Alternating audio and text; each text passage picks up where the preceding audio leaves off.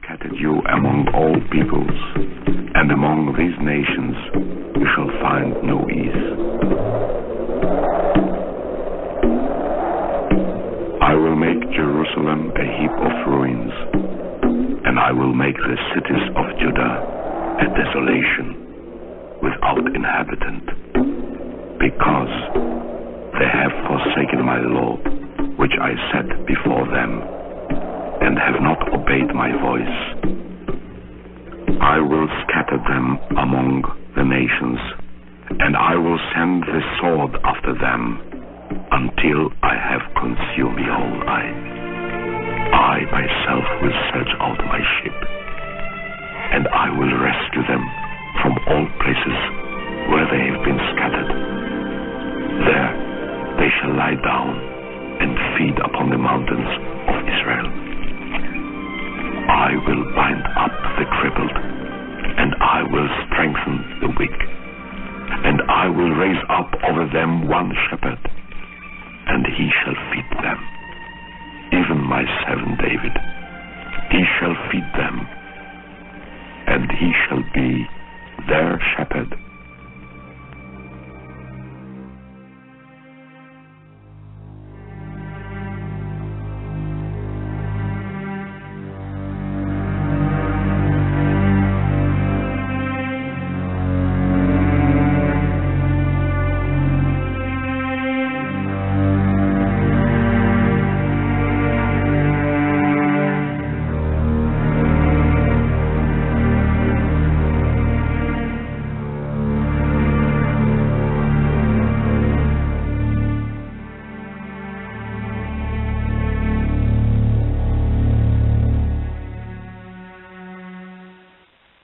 For 12 years she bled, bowed over and weighed down.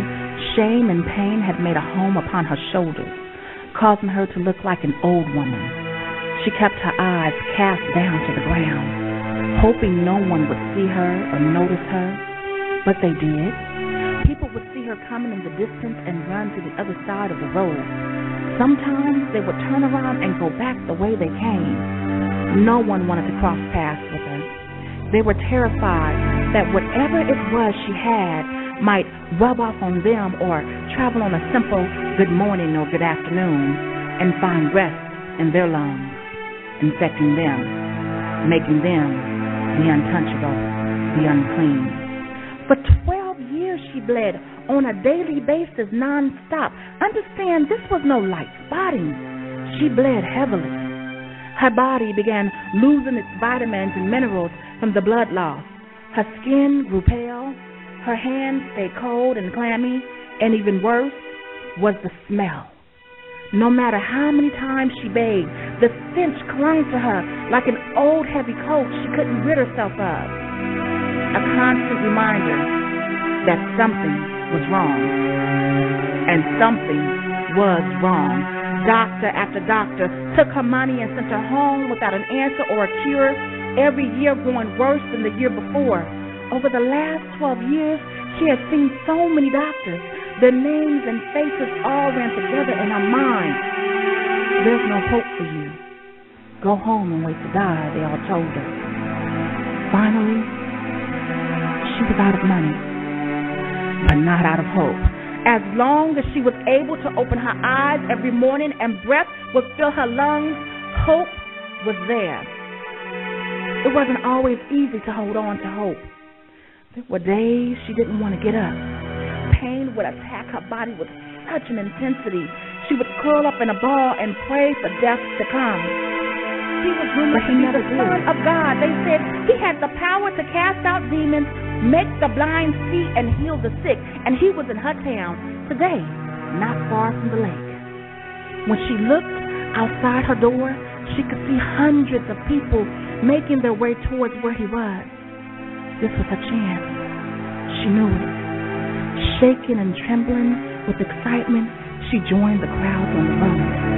The closer she got to where he was, the thicker the crowd became. It was so crowded, people stood shoulder to shoulder. At times, they were only able to take a few steps forward. Every now and then, she had to get to him. She needed to touch him. She knew the power of God was in him. She just needed to touch him. Just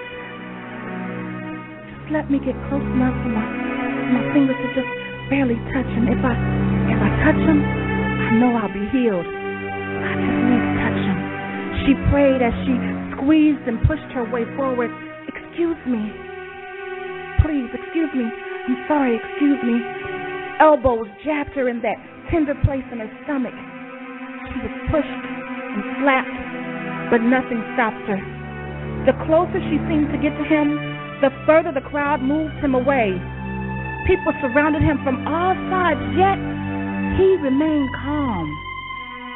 Her heart raced in her chest. She was almost there. A sense of urgency filled her veins, and she fought her way forward. She was a desperate woman on a mission. She had to touch him. She was knocked to the ground, kicked and trampled. She kept crawling past hundreds of legs. Her need to be healed became her strength to keep going. She kept moving towards him, bruised and bleeding. She finally made it so close to him. She could clearly see the back of his head.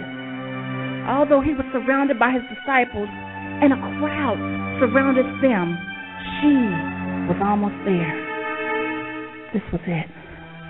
With all of her might, she lunged forward, falling into the crowd, and a small space opened where he was. She reached into this space and was able to touch the bottom of his cloak on her way down. Something incredible happened in that moment. She felt a surge of power flow through her entire body. It was as if she was born again, right where she stood. The color returned to her skin. The pain left her body, but most of all, the bleeding had stopped. All of a sudden, the instant her fingers met with the fabric of his cloak. Who touched me? He asked. Everyone denied touching him. One of the men with him reminded him that people were crowding them and pressing them on all sides, so how could he ask? She told him of the years of sickness, pain, and shame. She told him about the money wasted year after year on cures that never worked. She told him about her hope to just touch him. He took her hands in his. This man, Son of God, touched a woman who others said was unclean. He broke Jewish law the moment he spoke to her and lifted her up. And he said to her, "Daughter, your faith has healed you. Go in peace."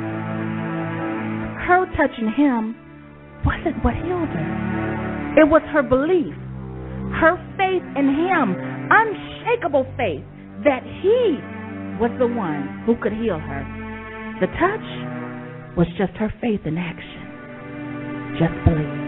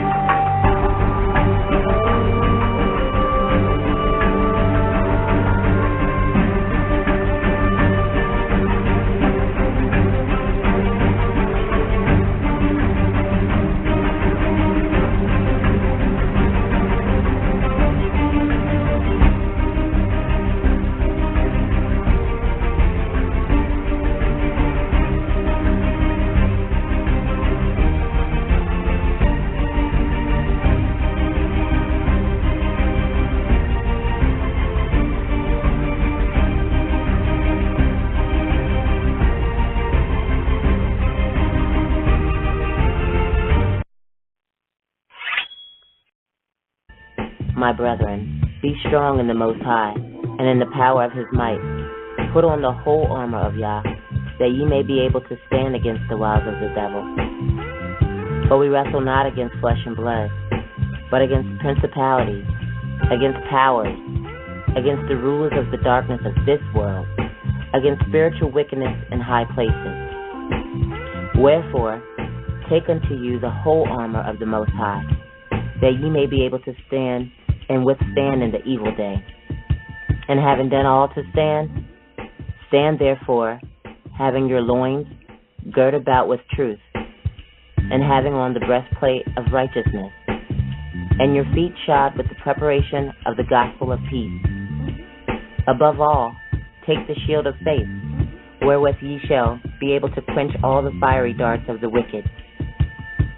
And take the helmet of salvation and the sword of the Spirit, which is the word of the Most High Yah. 10, 9, 8, 7, 6, 5, 4, 3, 1.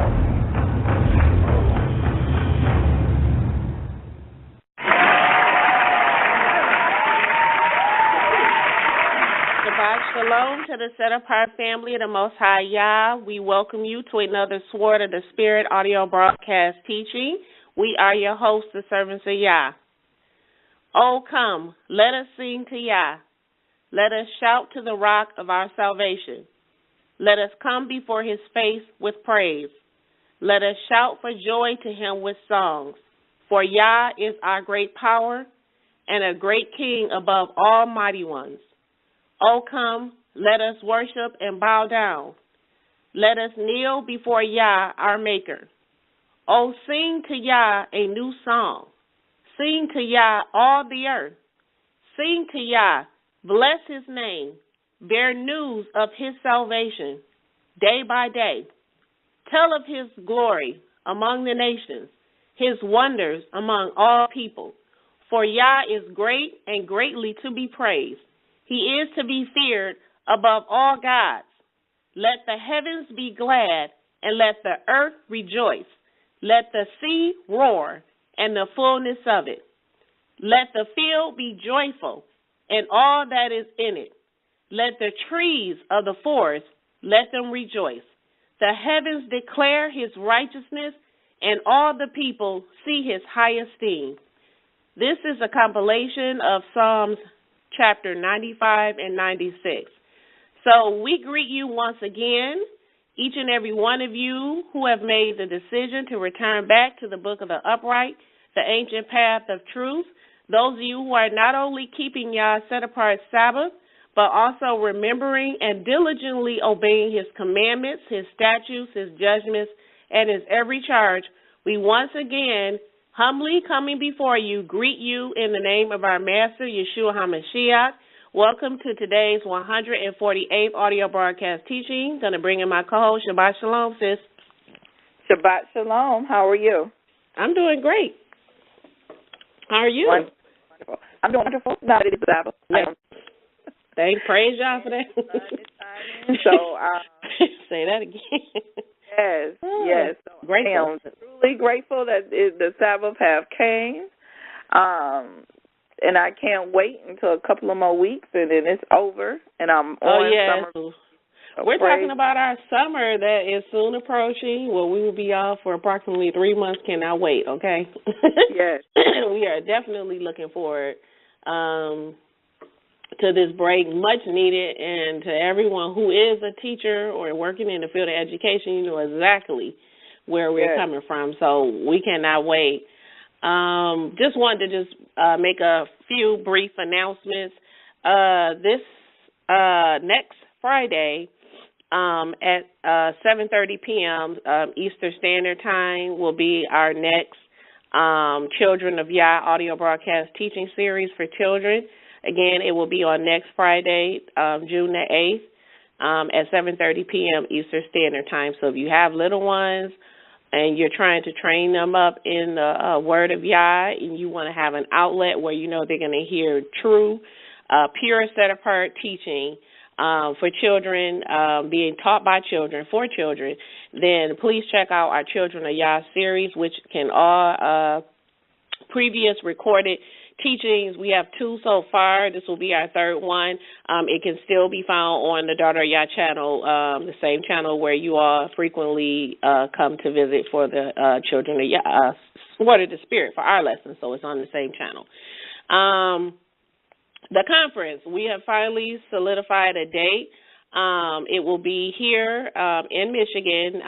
We're not giving exact details. If you want details and you would like to attend, I believe this will be our 8th conference, and this will be more of a gathering. The theme that y'all gave me is going to be actually on Saturday, August the 11th here. It's entirely free, but if you are coming from out of town and you would like to attend, then you can send us an email to Servants of Yah, servants with an S, Servants of Yah, Y-A-H, at yahoo.com. That's Servants of Yah at yahoo.com, and we can email you out the flyer that is currently in production of being created, and that flyer will be going out this week. But again, it's Saturday, August 11th here in Michigan, and the theme for this year's conference that Yah gave to me was one accord, one mind. And the reason why Yah gave me this theme is because, as you know, we're getting closer and closer to the end of our journey here. We're heading towards the end of our captivity. I mean, just the end of all things and all those things that will be new. The time of our Mashiach returning is very near. And so it is time for our people, especially the house of Israel, to get it together. Right now, we're still all over the place. And we have to be like our forefathers in the scriptures, in the book of Acts, chapter 2, and many other scriptures. We see that says that they were all on one accord, on one mind, one place, one time. They weren't doing things at different times, different place. You know, one person is doing this, another person is doing it here, and this is the reason why we have so much confusion with the feasts and are not supposed to keep them here unless you are in Jerusalem. And I'm not talking about outside of trumpets, shofar, and atonement. Those are the only 2. The rest of them, you're supposed to be in the land because you can't keep them properly here. And so they were all on one accord with the doctrine of the faith of our Mashiach. And what we're going to do this year is going to be a little bit differently. Normally, either we will do a teaching the entire time. The last 3 years, we've actually done training where Yah have been leading me to actually train and teach our people how to study the scriptures and helping people to understand the epistles of Paul, which seems to be a stumbling block for many, not only of our people in the faith, but especially for those who are still in Christianity, okay, who do not understand Paul's epistles, his letters, his writings. And so this year is going to be a little bit different. You know, we've been taking, in what people are telling us they kind of want. And so this year is going to be more of a gathering. But we're going to begin it off with an open discussion amongst everyone who is attending. And we're going to have a series of topics which Yah has given to me, which are pivotal for salvation. There's a lot of doctrinal differences or beliefs, but if we all have the Ruach, the set-apart spirit of Yah, there should not be a difference in the beliefs. We can't say one person say, well, I believe in this, and one person, well, I don't believe in the Messiah. We have somebody, well, I don't believe that, that he was born of a virgin. Well, I don't believe that, I don't believe in, I believe that Joseph was her father. So we can't have all these different beliefs, because he said a seed of David. We're going to come together and hoping by the end that we will all be on one accord and one mind according to the scriptures. So we're going to be having an open discussion and kind of what some people call midrash, but an open discussion on topics that are pivotal for salvation. Because there's some things, if you disagree on, that is an issue that will lead to the lake of fire if you don't change your mindset and to change the way that you think. And so it's going to be, the theme for this year's conference is entitled One Accord and One Mind.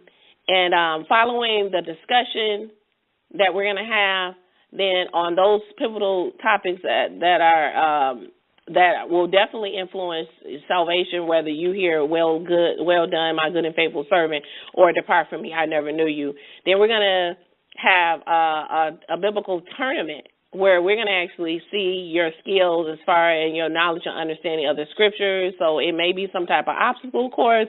We're going to have games because I know we did this last year as an icebreaker and everyone loved that. So we're going to have the games with prizes for the winning team. An hour of lunch is followed with that, and in the afternoon we're going to have a movie just so that we can come together and to just fellowship with one another and possibly network and form some new friendships and bonds and have those that we can actually build with one another and coming together on one accord. And so it's definitely going to be something that you're not going to want to miss. It's absolutely free. If you live here in the Michigan area, it's not going to be of any cost. The only cost is if you have to actually fly in. Of course, you have to do that on your own expenses or whatever. Again, it will be at a hotel. So if those of you who are coming from out of town, and I've stayed at the hotel recently when our power went out, and it is a very nice hotel. And it was very reasonable. It actually was like under $100 just for that one day. So you only need to be staying that one day unless you choose to stay more. But if you are coming, we will need you to send because you do have to RSVP for this because we will need to know how many people are attending because of the materials and as well as the food for the lunch and also for the movie where we're having popcorn and things like that. So you will have to RSVP, and we're asking that you do not RSVP.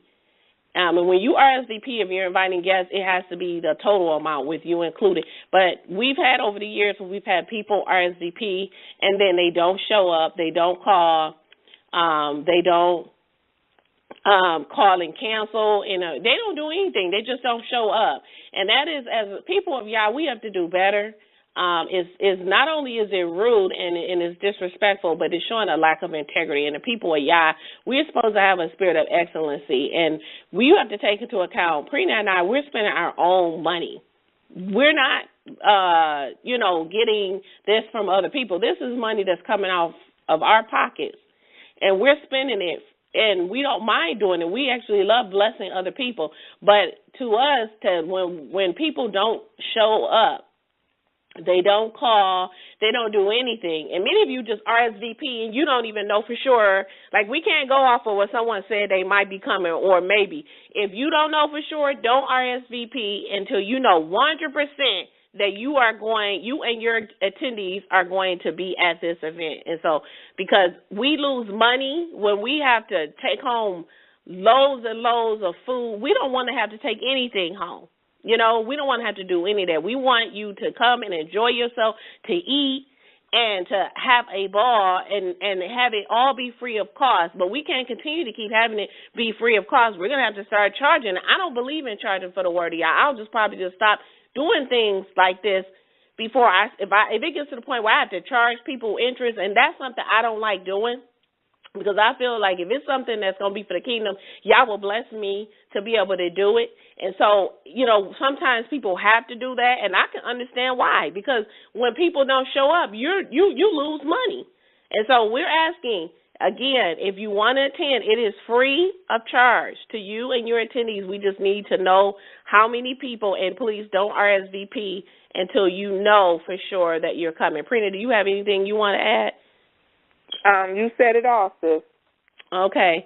All right, so just getting into our 148th audio broadcast teaching, which is entitled The Hem of His Garment, the Woman with an Issue of Blood. We know as the Messiah Yahshua, as he traveled throughout his journey on the earth, we know that he taught and he performed many miracles But there was one miracle of a woman with an issue of blood. This seems to be one of the most intriguing mysteries in biblical history. And we know that Matthew, Mark, and Luke, they all give an account of this certain woman who had an issue of blood for 12 years, and she sought to be healed by the Messiah, eventually touching the hem of his garment, as you were listening to the audio clip in the beginning, just kind of telling the story. I love that audio clip. It was kind of almost like a spoken word poetry. It was beautiful. But what is the significance of the woman touching the hem of Yeshua's garment? Why didn't she touch the hem of his sleeve, or why didn't she touch his shoes? She touched the hem, the fringe of his garment. And even more so, who is this diseased woman? Why is she referred to in the scriptures as the certain woman? And what is this woman's direct connection to the daughter of Jarius, whom Yahshua raised from the dead? Okay, there's a connection between this certain woman and also Jarius, the daughter. He was actually a ruler. Okay, he had a 12-year-old daughter, and during this time when he was on his way to raise his daughter from the dead, who they presumed to be dead, he was stopped right in the midst by this certain woman who touched the hem of his garment. And so I want to show you today the connection between the two. And so today we're going to not only reveal the significance of the woman who touched the hem of the Messiah's garment, but also reveal who this woman is and the major end-time prophecy of this story that most of you probably missed, okay? And I want to say all praises be to Yah, because this story and this teaching is going to be so beautiful. I'm grateful to Yah for everything that he has given to me, all of the understanding, helping me to understand the mysteries of the scriptures, because I was telling Prina, the other day that I'm really learning how not only to study, but learning who our Master Yahshua is. I'm truly learning who Yah is and just how powerful he is. I'm completely in awe week after week when I teach these lessons, when I come before you, because I'm learning so much. I have been learning so much within this past year, I would say. Like, he's been turning the notch up on the wisdom and the understanding. So I want to give all praises be to Yah, because it's only through him that I have this understanding, through his Ruach, who has been teaching me, and I'm grateful to be able to come before you and anyone that is edified and blessed because of it. It's all because of Yah, so I give him all the praise, honor, and high esteem.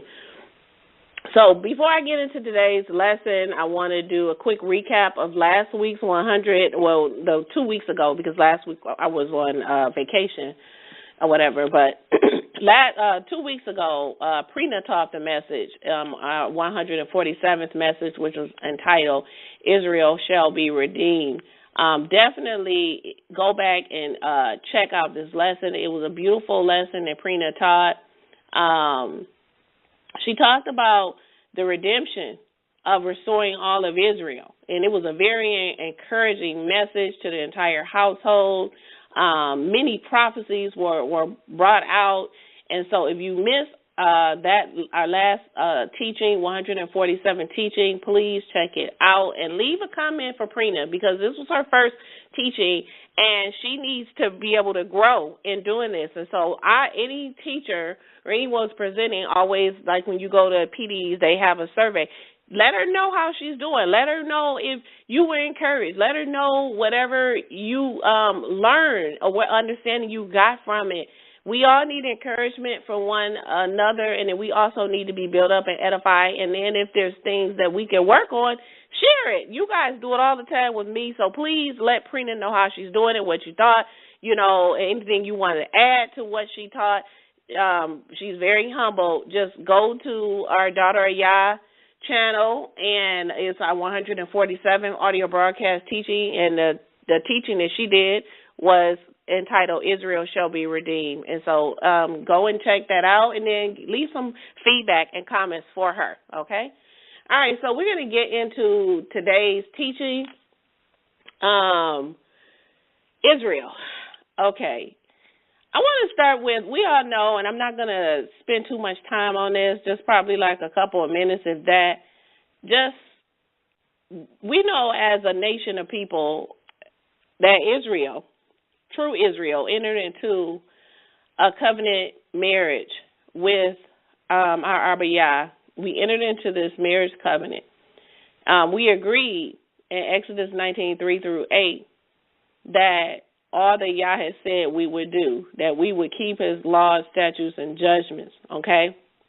And we know when we were betrothed at that time and the commandments were given to us, okay, and the oaths were made, at some point after that, we became the people of Yah, okay? And he fought for us. You know, when other nations came up against us, he was right there, okay, causing them to fall down at our feet all around us. But Israel, no matter how many times Yah stretched out his arm, okay, his right arm to come and defend us, we know his right hand is in his arm is Yahshua, okay, because he sits at the right hand of the Father. And no matter how many times he did that, we just continue over and over to disrespect him, to commit adultery, to serve other gods. We did not honor the covenant and did not respect the covenant that we entered into. And so it is of no surprise when I say that Israel has been an unfaithful bride, an unfaithful wife. And so one of the spiritual implications of being unclean, because we were unclean people, and we're still unclean.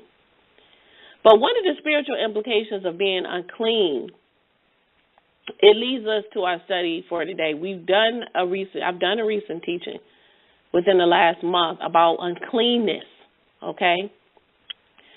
And this certain woman with the issue of blood, she touched the hem of our Messiah's garment to be healed from her issue. And so I want you to quickly go to Mark chapter 5. Mark chapter 5, and we're going to begin reading at verse 25. Mark chapter 5, and we're going to begin reading from verses 25 to 34. Mark chapter 5, verses 25 through 34. And a certain woman, being with an issue of blood 12 years, who had suffered much from the many doctors and had spent everything that she had and was not helped at all, but was even more afflicted. So we see here that the scriptures call this woman a certain woman. I want you to highlight, underline certain. A certain woman being with an issue of blood 12 years. It says she had suffered much. And it says from the doctors. She had been going to doctors, spending all the money that she had. And it says that she was even more afflicted. How many times do we go to the doctor? And I really bear witness with this story. And I'm not going to really go into much. But I bear witness so much with this story because you're sick. You're not well, and you keep going to all these different doctors, and they're not telling you anything. They're not helping you. You're spending all your money. You're spending all your copays. You're broke. You don't have any more money to give to go to another doctor, and they run tests, and you're fine. We can't find nothing. We can't find nothing. There's nothing wrong. But you know that there's something wrong because you're still sick, you know? And then when some doctors just say, okay, well, I'm just going to give you this medicine, then you even more sick because how many of us know that when you go to these doctors and they give you this medicine and you take the medicine and then now you got 10 or 15 other symptoms or from the side effects of the medication that they've given you just to get rid of one. So to get rid of one illness or one sickness or one symptom, now you got to deal with 15, 20 other symptoms, okay? And so it says this woman suffered much from the many doctors and spent everything that she had in verse 26 and was not helped at all, but was even more afflicted. It says, hearing about Yahshua coming into the crowd behind him, it says that she touched his garment. For she said, this is what she said, if I could just touch his garment, if I could just touch his garment, she said, I will be cured. And instantly, the fountain of her blood was dried up. So this woman, when you read this story, you know that there is a sense of urgency. There's a sense of desperation. She's like, how many times do you like, look, if I could just let me get to the finish line. You want to see she saw light at the end of the tunnel. She like, look, if I could just reach my hand out, just let me reach my hand. I could just touch his garment. She like, I don't even have to touch him. Just let me touch the clothing he's wearing. And she said, I will be cured. Verse 29, and instantly the fountain of her blood was dried up. So it says, as soon as she touched the hem of his garment, she didn't touch him. She just touched his garment, his clothing. And it says instantly, meaning immediately, the fountain of her blood was dried up. And it says that she knew in her body that she was healed of the plague. Verse 30, and knowing instantly within himself that power had gone forth out of him, turning in the crowd, Yahshua said, who touched my garment? So we see here that Yahshua instantly knew that someone touched him because he felt power come out of him. Power had gone forth out of him, it says in verse 30. And Yahshua said, who touched my garments? And his disciples said to him, you see the crowd pressing on you, and you say, who touched me? So they like, all these people, you ever been in a crowded place and everybody is brushing against you and pushing because there's so many people, you don't have no room. And so they're thinking, why are you asking who touched you? Look at all these people. You don't see all these people. How you gonna figure out who touched you when everybody is touching and pushing? So his disciples in verse 31 said, you see the crowd pressing on you, and do you say, who touched me? And Yahshua looked around to see the one who had done this. And the woman, being afraid and trembled, knowing what had happened on her, it says that she came and she fell down before him and told him all the truth. So when Yahshua asked who touched me, she became afraid. We're going to talk about in a minute why she became afraid. She was afraid and she trembled, knowing what had happened. And she said she humbled herself. She fell down at his feet. Okay? And just picture somebody falling down, bowing down. And she told him the truth. And it says in verse 34, and Yahshua said to her daughter. So now, notice in the beginning, she was first referred to as the certain woman. But then in verse 34, Yahshua said to her daughter, your faith has healed you. Go in peace and be healed from your plague. So he's calling her a daughter now. First she was a certain woman. Now she is a daughter. He said, your faith has healed you. Go in peace and be healed from your plague. Now quickly, we're going to go into a word study on faith because he says your faith has healed you.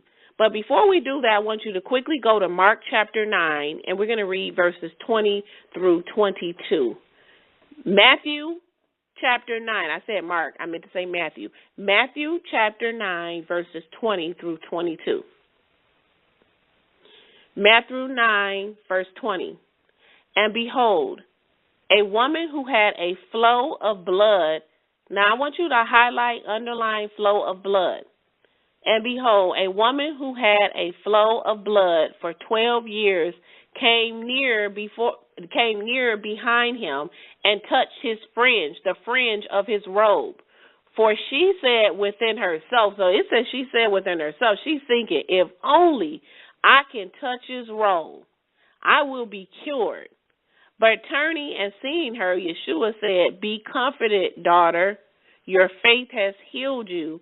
And the woman was healed from that moment. So it says, when the woman touched Yahshua's fringes, she was healed. And it says, according to her faith. We know that it says that in his fringes there is healing in his wings. So when the woman touched Yahshua's fringes, she was healed, but it says that she was healed according to her faith. So we're going to do a quick word study on faith according to the Blue Letter Bible, in which the context in which this is being used. Faith is trust. It is belief. It is assurance.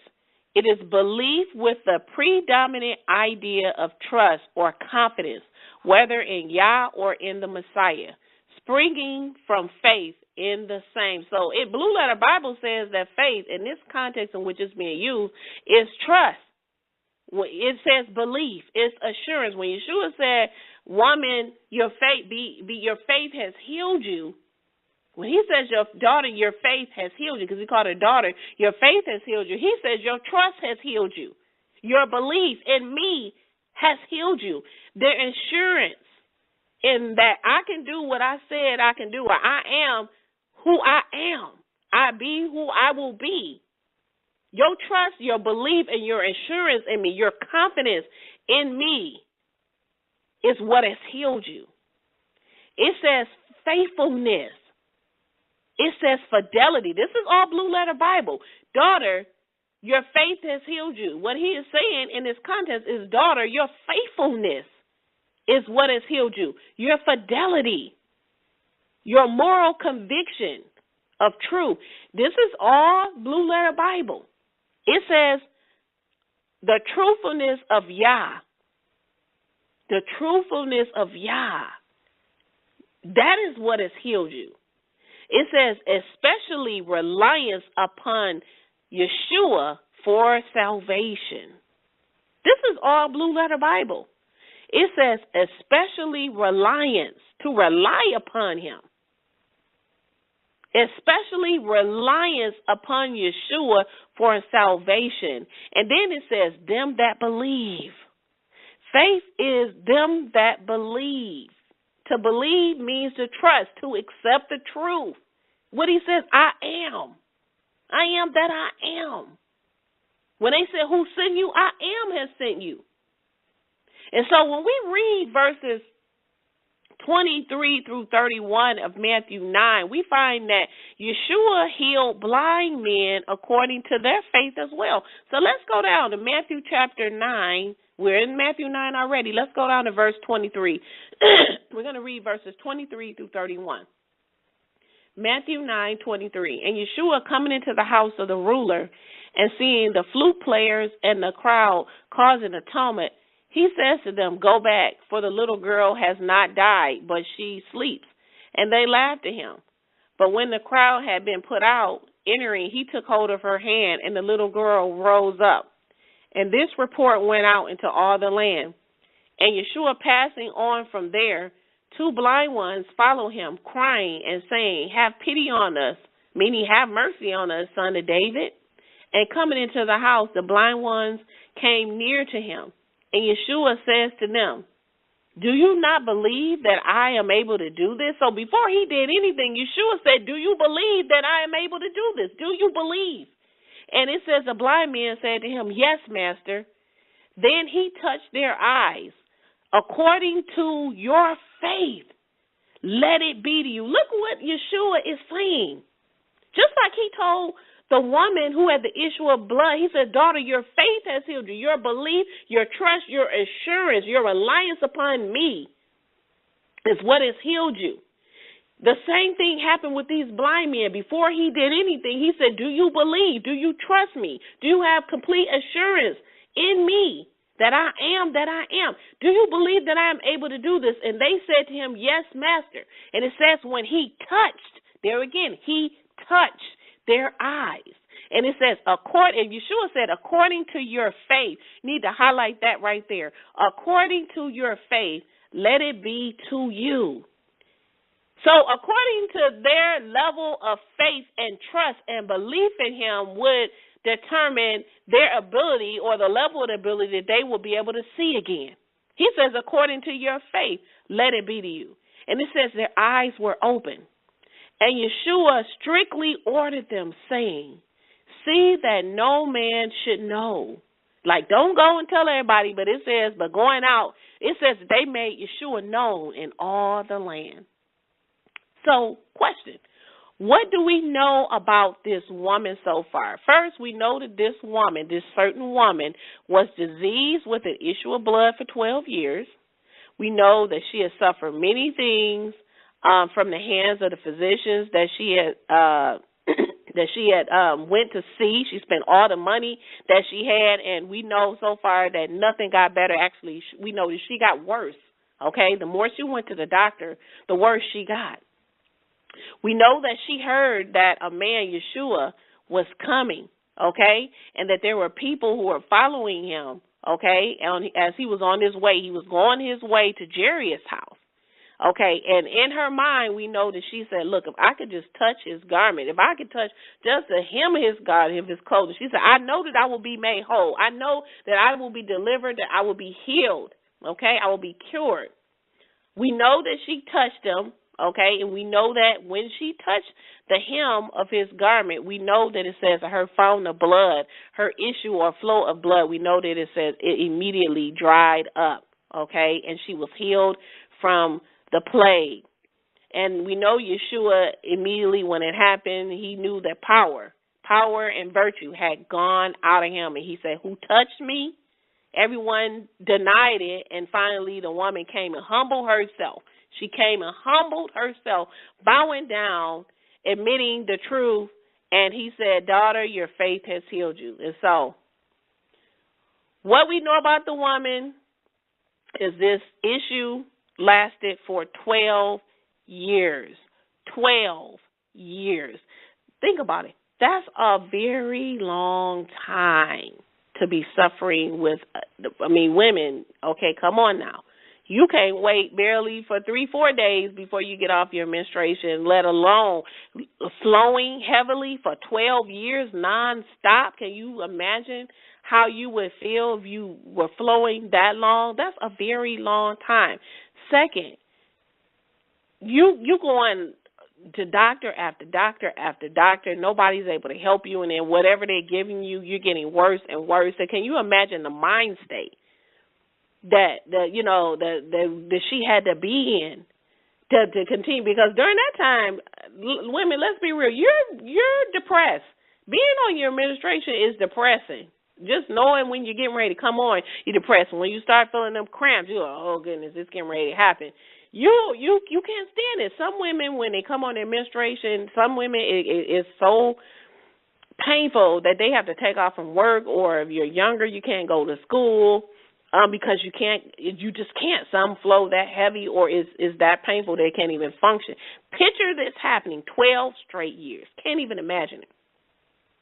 And we know that according to Torah, any woman with an issue of blood was considered unclean during that time. She was declared to be ceremonial unclean due to her bleeding issue. So this would mean that during this time, because during this time when a woman was on her menstruation, that you're not permitted to enter into the temple, okay? You're not able to assemble for the ceremonies according to the Torah, or anything or anyone that you touch will become unclean during this time. So you just picture this woman. You're unclean for 12 years. You can't come into the assemblies, the ceremonies. You can't. Your husband is not touching you for 12 years because you're unclean. He can't even touch you.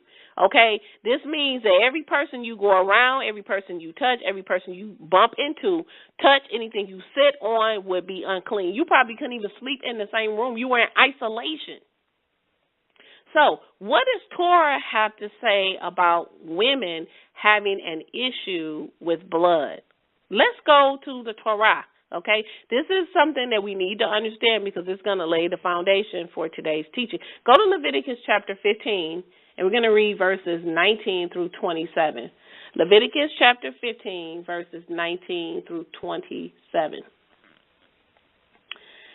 And if a woman's issue is in her flesh, is a flow of blood, she shall be in her impurity 7 days. Okay? So this is a woman who was menstruating.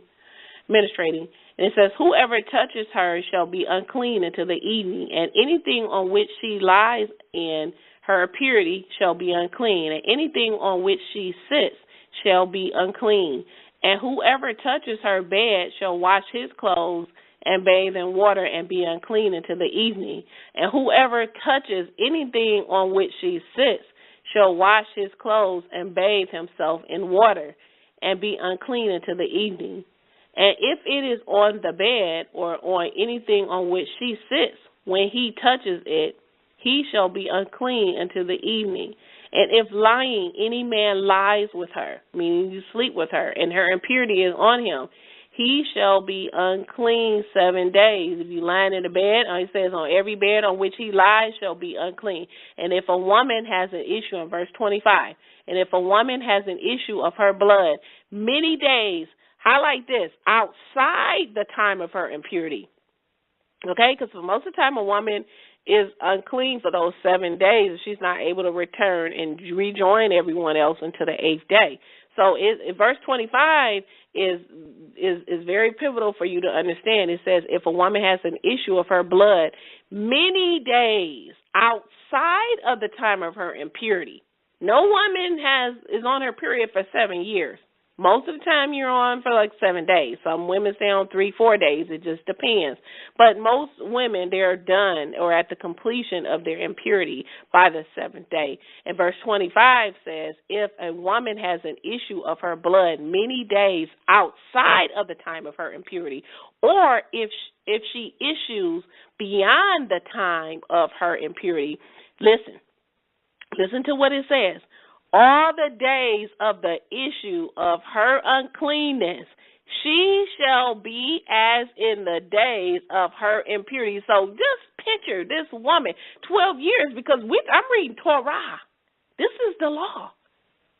It says any issues of blood that she has outside of her impurity, meaning outside of her issue, or she issues beyond the time.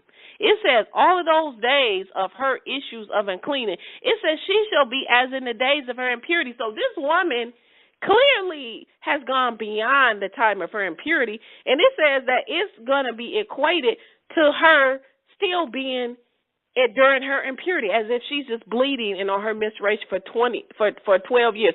It says that she is unclean. Are you looking at this? The end of verse 25. She shall be as in the days of her impurity. She is unclean. So it should be just like she's still on her period.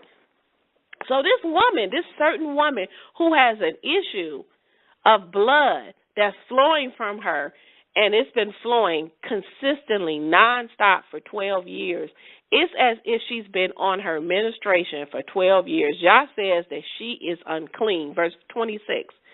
Every bed on which she lies all the days of her issue shall be to her as the bed of her impurity to her. And everything on which she shall sit will be unclean as the uncleanness of her impurity. And whoever touches, listen to this, look at verse 27. And whoever touches those things shall be unclean, and shall wash his clothes and bathe himself in water, and shall be unclean until the evening. Let's go down to verse 30. Let's read 30 through 33. And the priest shall offer the one for a sin offering, and the offering for a burnt offering. And the priest shall atone for her before Yah for the issue of her uncleanness. So you shall separate the sons of Israel from their uncleanness. So the sons of Israel have to be separated from their uncleanness. But this woman has been unclean for 12 years. And it says, and they shall not die. Listen to this. Listen. Look at verse 31.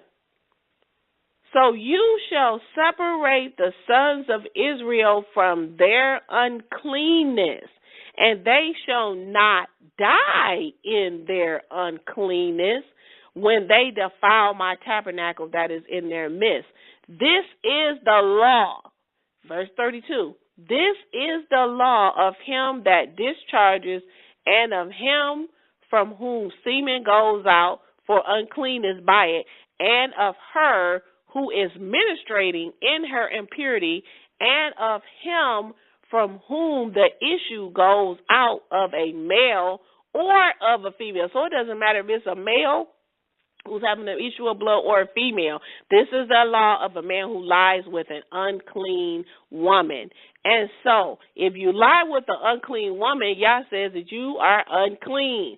And so now that we know that what the Torah has said about the issue of blood during and beyond the time of impurity, now it's time for us to address the significance of the woman in this passage and her issue. What is the significance of the woman with the issue of blood? Okay? Who is this certain woman?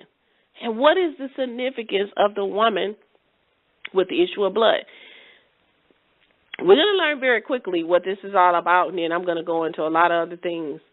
This has to do, people, this has to do with uncleanness, okay? That's why I took you back to Torah first, okay? The spiritual status of true Israel is the fact that Israel is blind, okay? Israel is blind. Think about when Yahshua was on his way in his journey, and a blind man came to him. And before he did anything, okay, before he removed the veil of blindness off of their eyes, he asked, do you believe? Okay? Do you believe? What's your faith? They said that you were healed. He said, you're going to be healed according to your faith. You're going to be healed according to your faith. That's why many of our people, and I'm going further ahead of the lesson, this is the reason why many of our people are still not healed, or they only have some healing. They're not all the way well, because you're being healed according to your faith. Some of you are seeing what you want to see. That's why you're still blind. That's why you still have no understanding. Again, the spiritual status of true Israel is the fact that Israel is blind. And due to Israel's uncleanness, our identifying factor is not only that we have been scattered as a nation of people, but we have been scattered and exiled to the four corners of the earth among all the nations for all of them to see. But also, as promised in Deuteronomy 28, verse 46, we have been plagued with many issues. Not just one issue, but many issues. And the scripture calls them the curses. And so this certain woman, represents the nation of Israel in exile. And the 12 years of her issue of blood represents the 12 tribes of Israel. I'm going to say this again. This certain woman, the certain woman is Israel. It's the nation of Israel. That's why it's certain. We're going to do a word study on certain in a minute. The certain woman is the nation of Israel. This woman represents the nation of Israel in exile. And the 12 years of her issue of blood represents the 12 tribes of Israel. And so according to the Torah, this certain woman is in an unclean state. This certain woman represents the nation of Israel, and the issue of blood again represents their uncleanness. Now, this woman went to many physicians, and not only was she not healed, but she spent all of her money and got worse. Our people, Israel, we are like the woman with the issue of blood. This is what this is symbolic of. We're sick. We're plagued with an illness called the curses. We're unclean. We go to many physicians, and not we're not only not healed, but we spend all our money. We go to these physicians, these witch doctors, these false prophets, these wolves called pastors in these Christian churches. And not only are we not healed, but we don't spend all our money. We don't gave them all our money via the tithes. We don't sow the blessing. We're doing all of these things thinking if we give, and sow a seed, naming and claiming, we're going to get healed. We're going to get blessed. And then we wonder, why after we giving them all our money and our lights cut off and our rent is not paid and our mortgages is gone and we don't lost our house, we don't gave it to pastor, we don't gave it to the church. And not only have we not been healed, not only have we not come into understanding of knowing truly who he is, but we're still sick. We're sicker as a nation of people. We're sicker than we've ever been. The whole head is sick, Yah has said, about the nation of Israel. I want to go to a couple of precepts. Go to Jeremiah chapter 8. Go to Jeremiah. Jeremiah 8:22 says, Is there no balm in Gilead? He said, is there no healer there? Why then has the physicians of the daughter of my people not come? Where's the healing? Where's the physicians, y'all saying? Is there no healing? You ain't got no physicians? Where he said, is there no physician here? Where's the physician? He said, why then has the healing of the daughter of my people not come? Why are we still sick? Yah's asking you in Jeremiah 8:22, this is a prophecy. Why are you still sick? Where are your physicians at? Where are they? Why have you not been healed? If you're going to a real physician that is knowledgeable, why are you not healed? Why are you still sick? Why are you still broke? Why are you still giving all these false prophets your money? Why are you still tithing and you still don't know who I am? This is a question he's asking. Go to Jeremiah chapter 30. Quickly. Jeremiah chapter 30. We're going to read verses 4, and then we're going to read 12 and 13. Jeremiah chapter 30. Verses 4 and 12 and 13. Jeremiah 30:4 says, And these are the words that Yah spoke concerning Israel and concerning Judah. Go down to 12 and 13. For so says Yah, your break cannot be cured. Your wound is grievous. There is no one to judge your cause.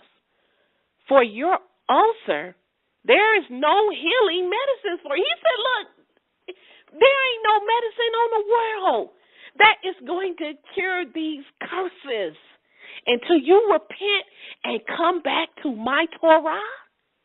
You can go to all of the doctors that you want to go to. None is going to be able to save you. Didn't he say that? Didn't he say nobody was going to be able to save you?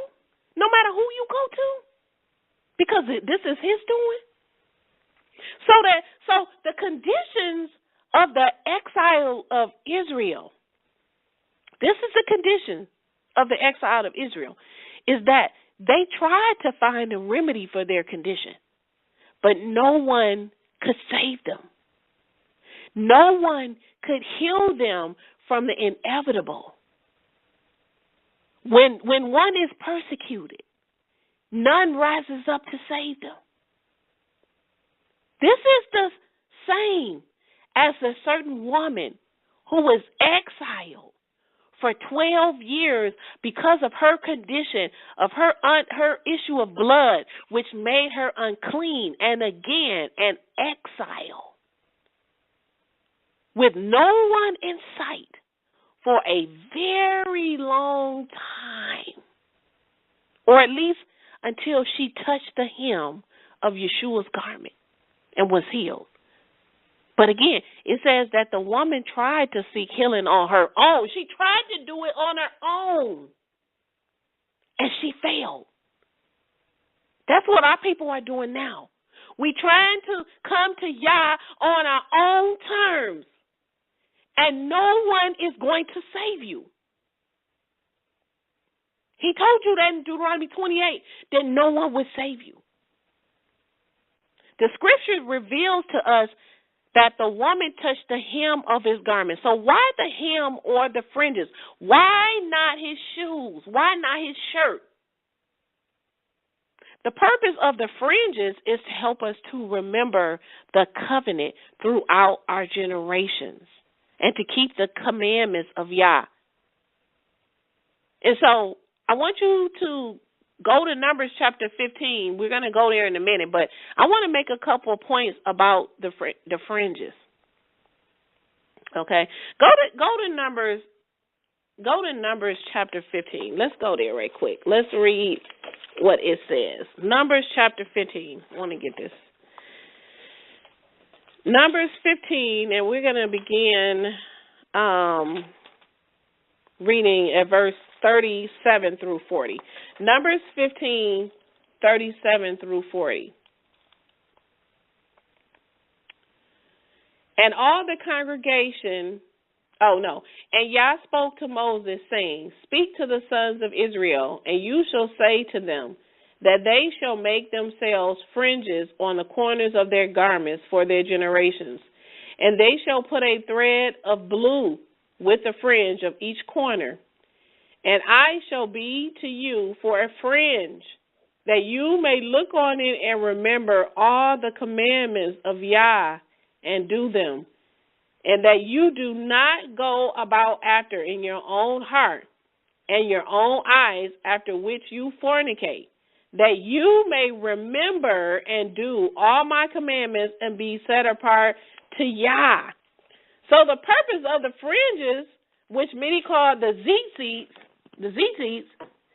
was to help us to remember to follow the Torah. When we look upon it, we remember Yah and remember to keep his laws, his statutes, and judgment, his commandments. We know that in 1 Samuel 24:4, David cut off Saul's hem of his garment. Remember when Saul disobeyed Yah? He was only partially obedient. David cut off he cut off the hem of his garment, okay? It was very significant in just cutting off the hem, because the hem represents the status of identity. This is when you're wearing your fringes or your tzitzits, your tassels, and you wear it out, that is a sign and an identity who you belong to, that we are those who keep the chosen ones who keep the commandments of Yah, okay?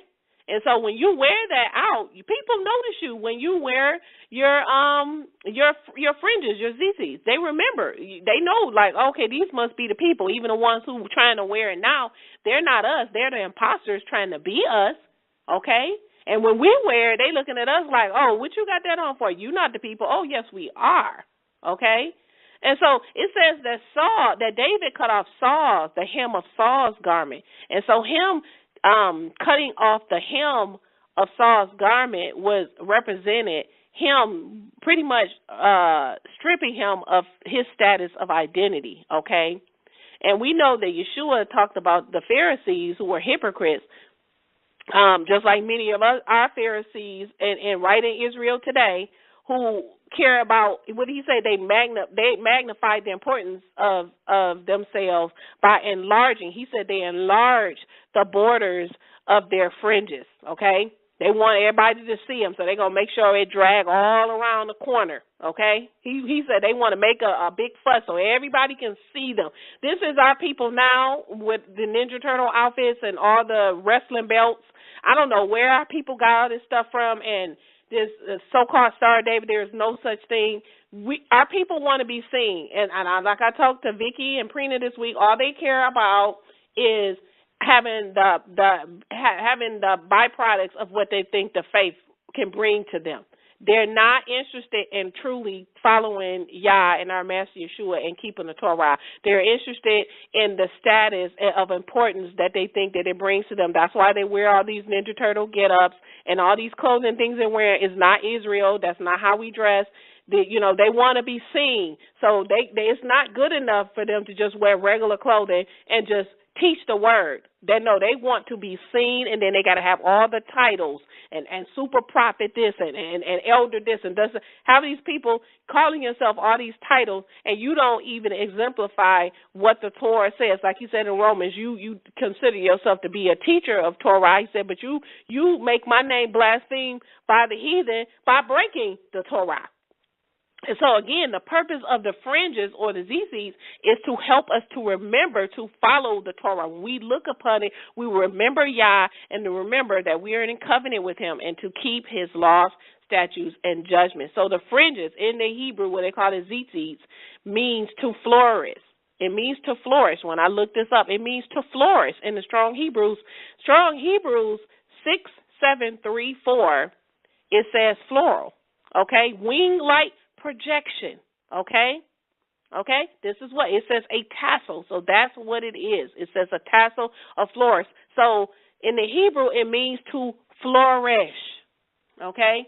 And so in Leviticus 15, verse 19, 25, and 27, it says, according to the Torah, that, and we just read this, that if a woman had an issue of blood, whoever touched her would be unclean. So this woman, this certain woman who we now know is Israel, the nation of Israel, was unclean for 12 years. She was in isolation for 12 years, okay? And so just think about that.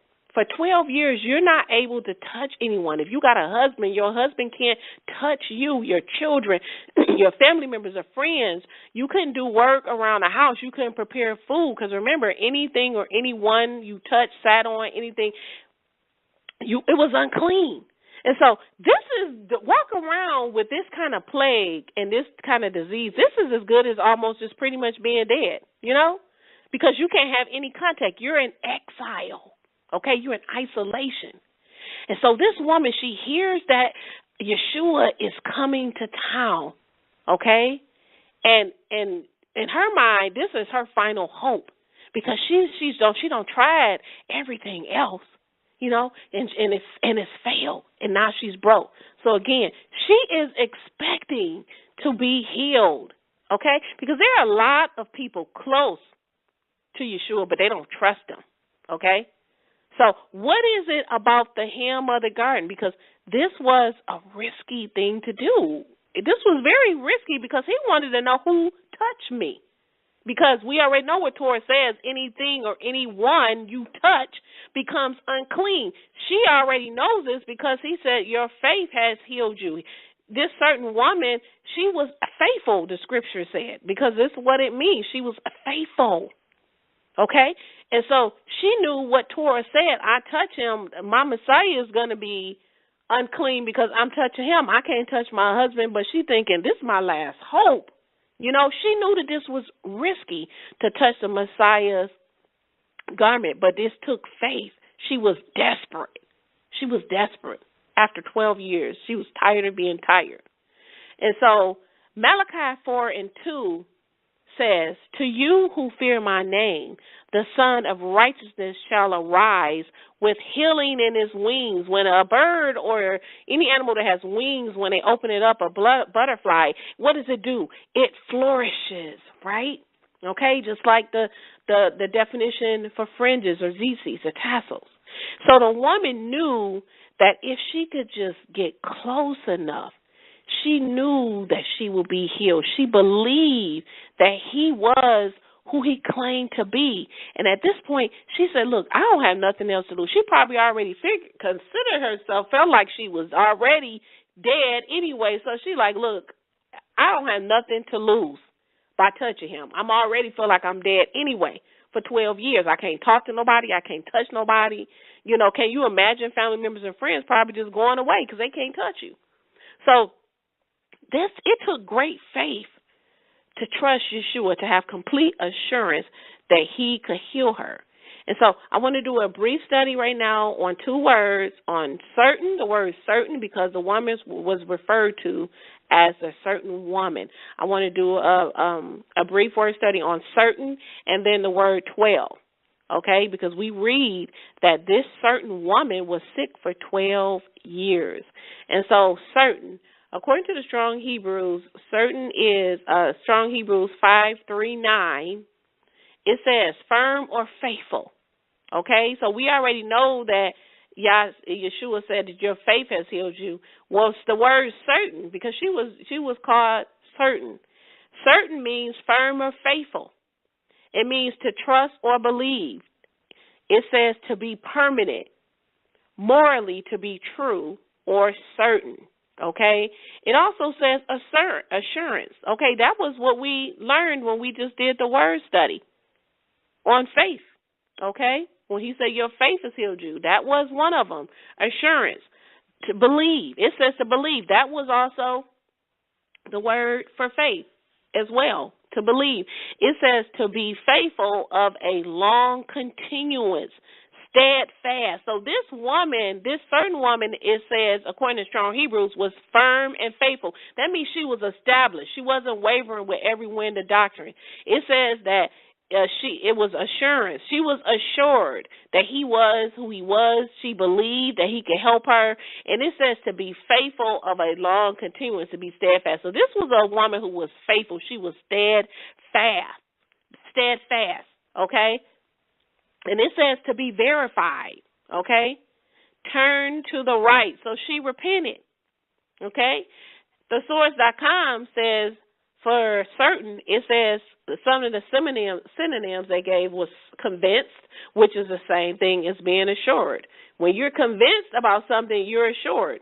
It says convinced and assured. It says confident, sure, undoubtful, and believing. So these are all the synonyms for thesaurus.com: convinced, confident, sure, assured, undoubtful, meaning she did not doubt him at all, and it says believing.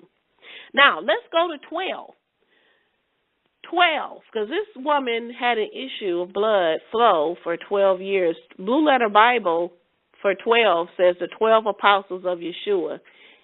It says, called by the way of eminence. Write this down.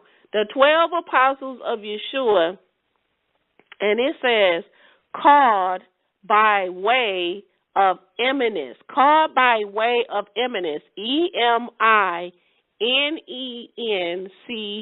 Called by way of eminence. So when I looked up eminence, Strong Hebrews 6918 for eminence, you know that it says Strong Hebrews 6918 for eminence. It says ceremonially or morally sacred, meaning set apart. It says Yah. It says Yah. It says the set apart one. So this woman, this certain woman who was plagued for 12 years, 12 being used in the context in which it is being used, it says that this woman was called by way of eminence. Eminence in Strong Hebrews meaning called by way of Yah, meaning called by the set apart one. This woman was called. So this certain woman was not just a random woman, but she was where she needed to be because she was a called woman. Israel has been called and chosen. She was a faithful woman who trusted and had complete assurance in our Messiah.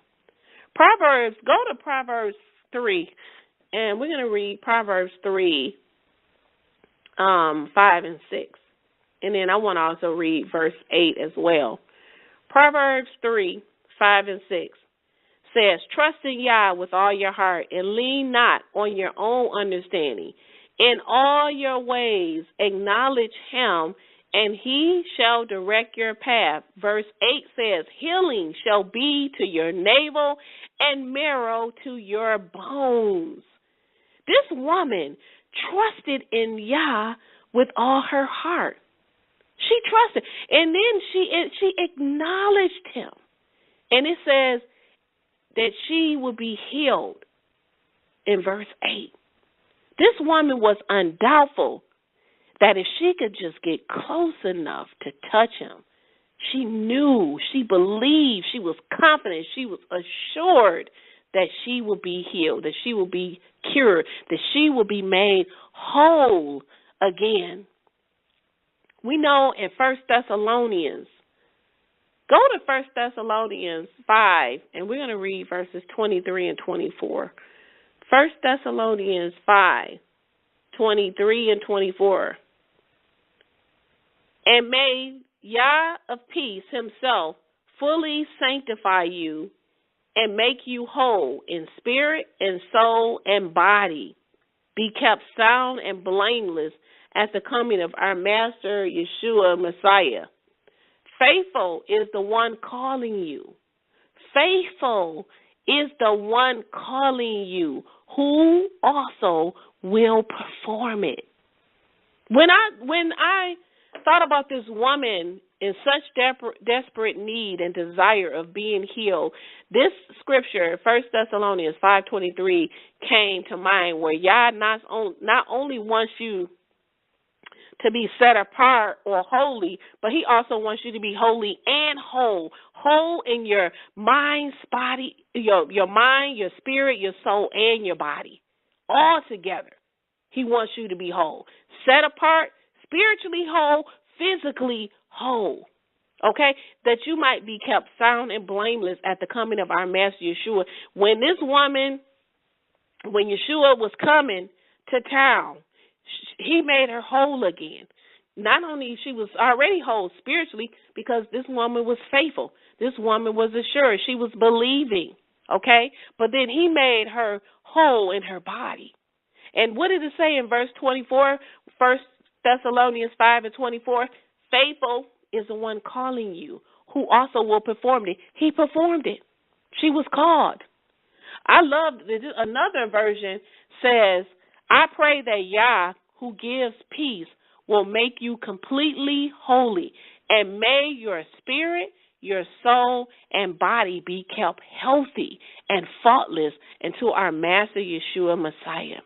So Yah desires us to be holy and whole, spiritually and physically, meaning he desires for you to be set apart and whole. And so let's talk about the word touch for a moment, because as you will find in a moment, the word touch has a very significant meaning in this passage, the word touch.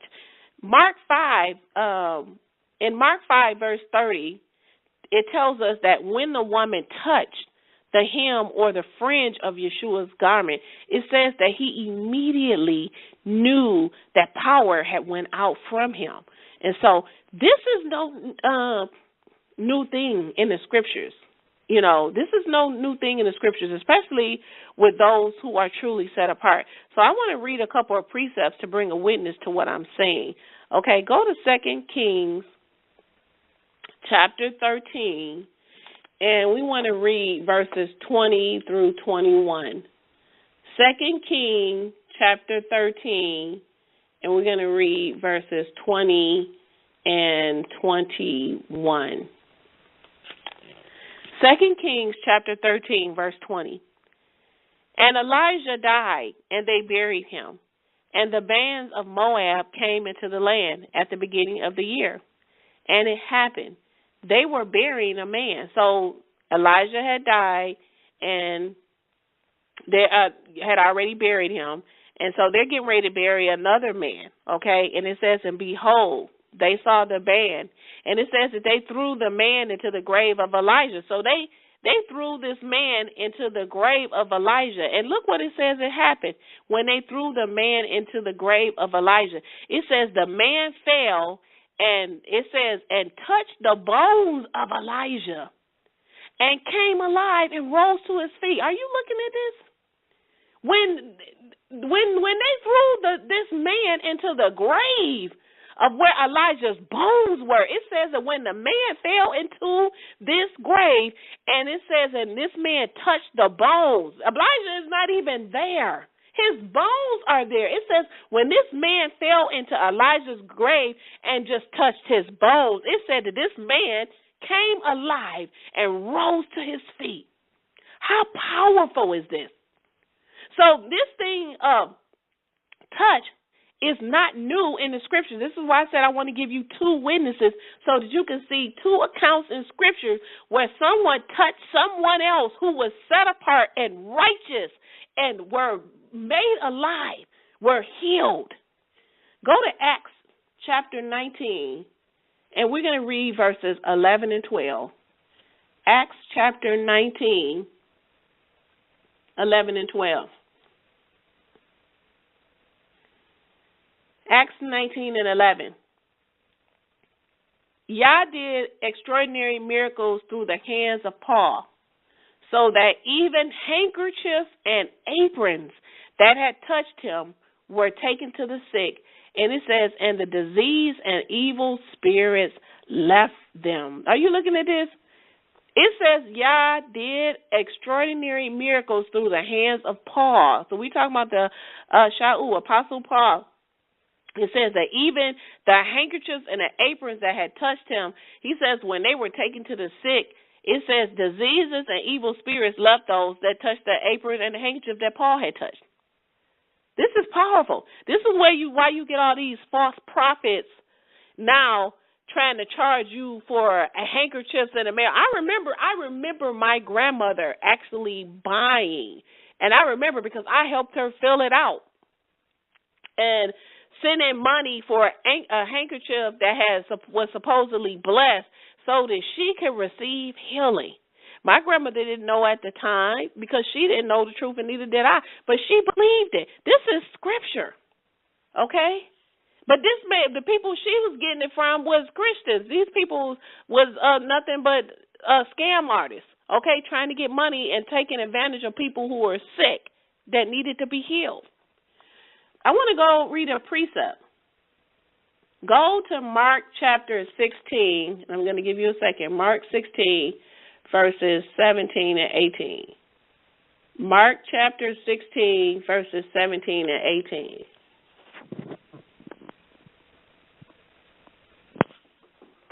All right.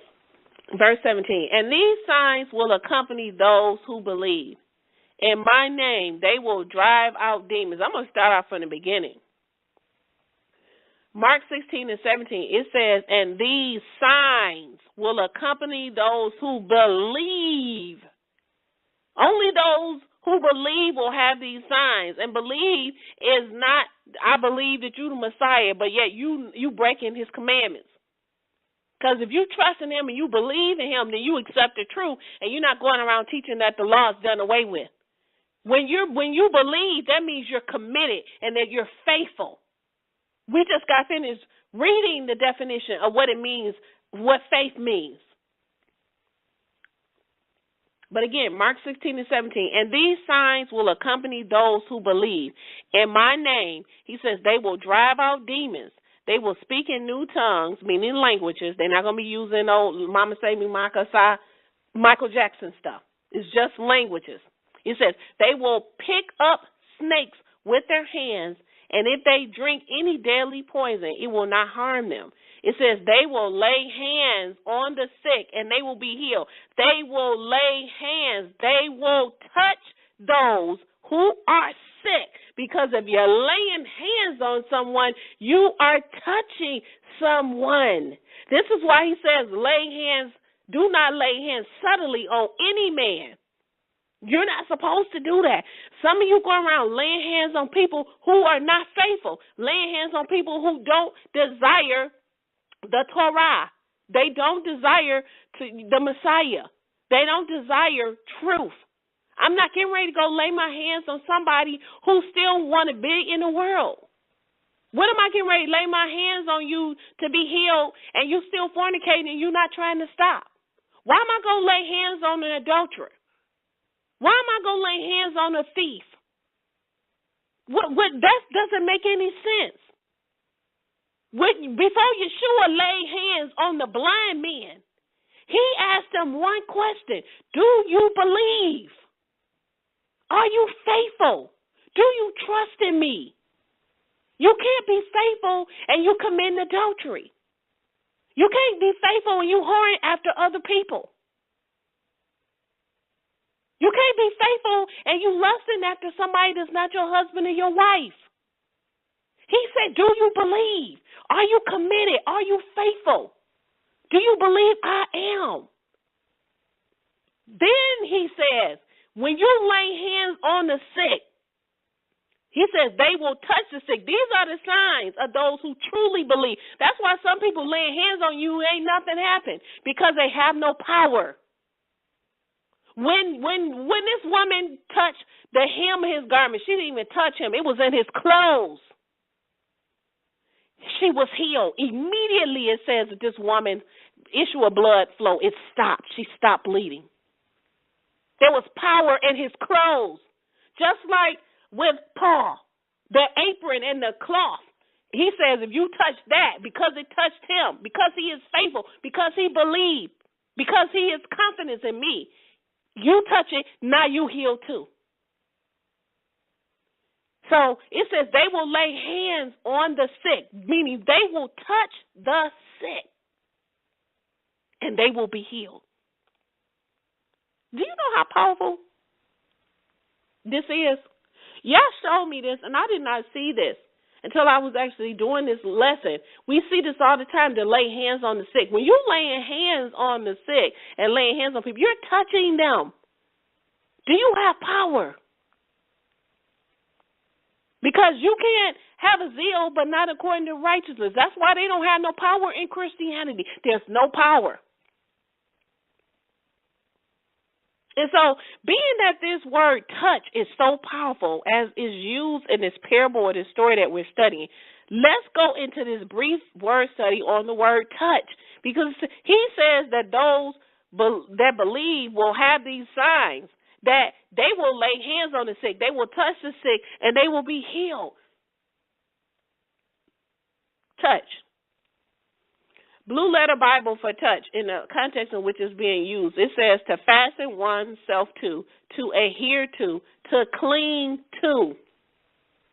Thesaurus.com says to blow. To touch means to blow.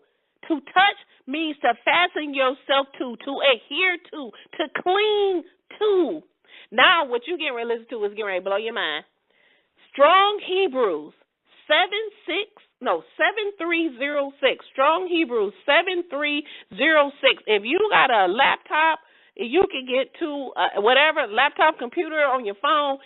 Go to Strong Hebrews so you can see this yourself. Strong Hebrews 7306.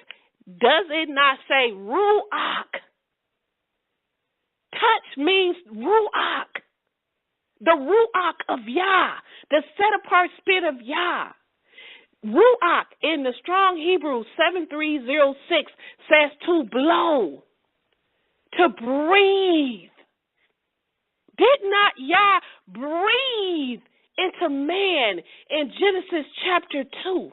Did he not breathe? It says in Genesis 2:7 that Yah formed man from the dust of the ground and blew into his nostrils the breath of life. And it says that man became a living soul. Are you looking at this? You should be ready to fall out your chair right now. To touch means to blow, to breathe life. Just as Yah did with man. To touch means ruach. Ruach. Look at it. Strong Hebrew 7306.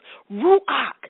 It means to blow, to breathe. Yah breathed and blew into the nostrils of man. It says in Genesis 2:7, the breath of life.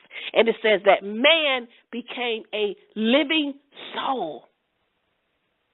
We were just on the ground. We were dust. We were dead. But when he blew in the nostrils the breath of life, the ruach spirit, man became a living soul. We became alive. We were no longer dead. We were no longer not existent. It also says, Strong Hebrew 7306, in addition to ruach, to breathe or to blow, it also means to accept. We became acceptable. In the beginning, we were created in his image. Let us create man in our image. We were acceptable in the beginning before Adam and Eve sinned. And it says to make of quick understanding. I could stop this lesson right here, but I have more. I have more. So when the woman touched him, when the woman, the certain woman, the faithful woman, the committed woman, who trusted him, when she touched him, according to the Blue Letter Bible in the context in which this word touch is being used, when she touched him, this was symbolic of her clinging to, fastening herself to, and adhering herself to our Master Yahshua, who is the Word. When she touched him, according to Strong Hebrew 7306, okay, this was symbolic of the power of the Ruach, the breath of life, giving her power over everything that was unclean. It gives us power over everything unclean that will prevent us from entering into everlasting life. Remember, Strong Hebrew 7306 said touch means to be accepted. This is powerful. This is powerful. We already know in Matthew 7, verses 21 through 23, only those who break the law, only those who are lawless, these are the only ones who will be rejected by our Messiah. They will be told to depart from him on the day of judgment. They will be told to depart. They will not be accepted because they don't have the Ruach. Remember, Acts tells us that Yah only gives his Ruach. He only gives his Ruach, his set-apart spirit, to those who obey. He only gives it to those that obey. So you shouldn't be going around touching people, because that's what laying hands on means. You shouldn't be going around laying hands on people that don't want to obey. You shouldn't be doing it. Acts tells us he only gives his Ruach, his set-apart spirit, to those who obey. This means that only those who touch him, a.k.a. those who fasten themselves to, those who cling to and adhere to his Torah, his fringe, his Torah is the fringe of his hem was the Torah. Because that was the point and the purpose of the Israelites wearing the fringes, the hem on the borders of their garments. That's what she grabbed, the borders, and we knew that he was wearing them. Only those who touch him, meaning only those who fasten themselves to, who cling to and adhere to his Torah, according to the Blue Letter Bible, only those who accept his truth, according to Strong Hebrew 7306, a.k.a. those who believe, only they will be the only ones who will be healed. And what's so powerful is that the hem signifies the entrance and the exit of power. I want you to write that down. The hem, which was on the border of his garment, the fringes, the hem. The hem, this is why she touched it. It signifies the entrance and the exit of power. This is why he said, who touched me? Because it says he felt power go out of him. Touching the hem signifies the entrance, either the coming in or the exiting, the leaving out of power.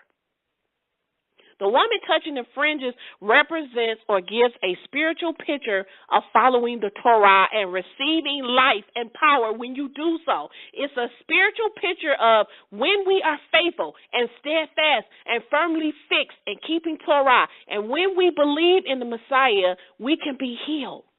And so when we're being given we're being given a prophetic picture. When you look here at Mark 5, this is a prophetic picture that the way to spiritual healing is being set free from the plagues. That is true spiritual healing, when you're set free from the plagues, which is the issue with blood for this certain woman in this passage. The only way that she was healed is through the belief in the Messiah and keeping the Torah. It wasn't just keeping the Torah, but she had to believe in the Messiah.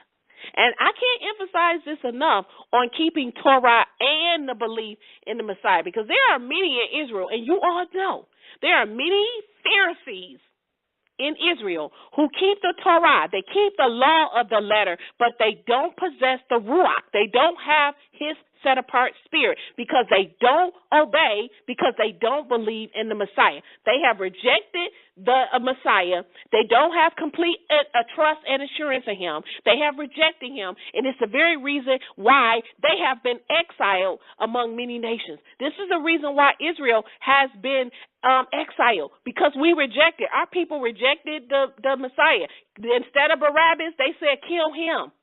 Okay? It's the reason why we've been exiled among all the nations, because they have been an unfaithful bride, an unfaithful wife. And so as Scripture tells us, the whole head of Israel is sick. We're a disease-stricken people, and we don't even realize it.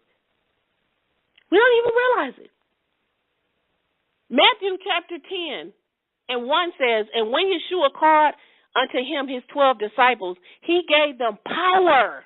He gave them power. We gave them the Ruach breath. He said they were given power against unclean spirit.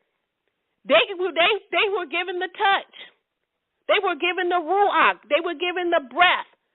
Everyone they lay hands on, it says in Matthew 10 and 1 that his 12 disciples, he gave them power against unclean spirits to cast them out and to heal all manner of sickness and all manner of disease, no matter what it was, the issue of blood, whatever it was, you was blind, they touched them, they laid hands on them, they blew, they had the Ruach, and they were able to heal them. Matthew 19 and 28, and Yahshua said unto them, verily I say to you, that you who have followed me in the regeneration, when the Son of Man shall sit in the throne of his glory, his high esteem, he says, you also shall sit upon 12 thrones, judging the 12 tribes of Israel. So, what did he tell us? Speak things into existence. Call those things as they were. So as a man thinketh, so is he. That's why. Do you believe? Go to Mark chapter 11. I'm going to read 22 through 24. Mark 11, 22 through 24. And Yahshua answered, said unto them, have faith in Yah. Truly I say to you, whoever says to this mountain, be taken up and thrown into the sea, and does not doubt in his heart. Because remember, it says the woman did not doubt. That was faith. Believes, he said, that it does not doubt in his heart, but believes that what he says will come to pass. It will be done for him. Therefore, I tell you, whatever you ask in prayer, believe that you have received it, and it will be yours. Romans 4 and 17. As it is written, I have made you the father of many nations, in the presence of Yah, in whom he believed, who gives life to the dead, and calls into existence the things that do not exist. That's Romans 4 and 17. 2 Corinthians chapter 4, verses 13 and verses 18. 2 Corinthians 4 and 13. Since we have the same spirit of faith, according to what has been written, I believed, and so I spoke. We also believe, and so we also speak. I want to read that again, because this is the reason, and this might be the scriptural focus for this year's conference. One accord and one mind. And Yah gave me this. This might be the scripture. It says, since we have the same spirit of faith, if you got the Ruach, you shouldn't be believing one thing and I'm believing another. If we both have the Ruach, the set apart spirit of Yah, I shouldn't be saying one thing and then you over here saying something else. Israel's all over the place right now. And as my sister said earlier this week, you want to come to him on your own terms. That's not going to work. It doesn't work that way in the kingdom. I want to read this again, 2 Corinthians 4 and 13. Since we have the same spirit of faith according to what has been written, our spirit of faith is according to what has been written, not according to what my pastor said. We're real good at this. Well, my pastor said, or my elder said, or my spiritual advisor said, which is nowhere in Scripture. We say what everyone has said except for what the word of Yah has said. 2 Corinthians 4:13, since we have the same spirit of faith according to what has been written, I believed and so I spoke. He said, I believed and I spoke. Yeshua asked the blind man before he healed them, do you believe? Paul said, I believed and then I spoke. We also believe and so we also speak. We need to start making this a daily part of our prayers. What you believe, speak it. What you don't believe, don't speak it. Because words have power and they have life. And what you send out there will come back. Go down to verse 18. As we look not to the things that are seen, but to the things that are not seen. For the things that are seen are transient, but the things that are unseen are eternal. We're not about the temporal. We're not investing in this earth and in this world. That's why I'm not carrying nothing. All praises to those of you who have had, but I don't had a house before. I could care less about it. I'm not investing no more time in Babylon. I'm ready to get the out of here. I'm sick of this wicked place, and I'm sick of all the wickedness that's going on in this world. I'm sick of it. So, prophecy. Let's talk about the prophecy of Isaiah. Go to Isaiah 61, and I want to read verses 1 through 3. Isaiah 61, 1 through 3.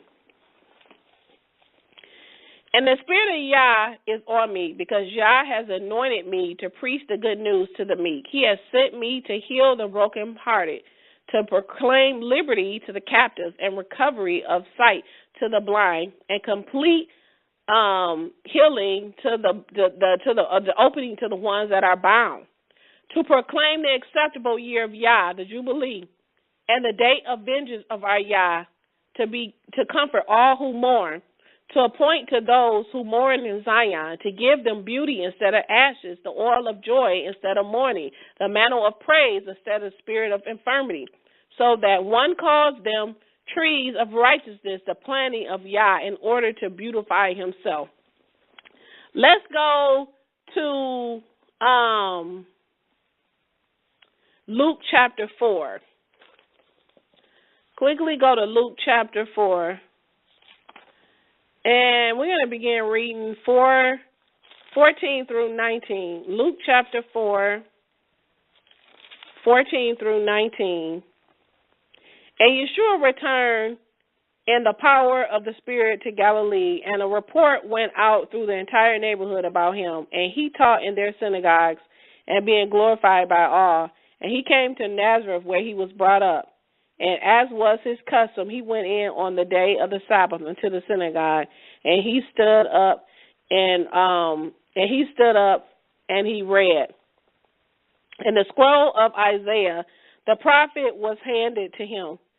And unrolling the book, he found the place where it was written, the Spirit of Yah is upon me, and because of this, he has anointed me to declare the good news to the poor.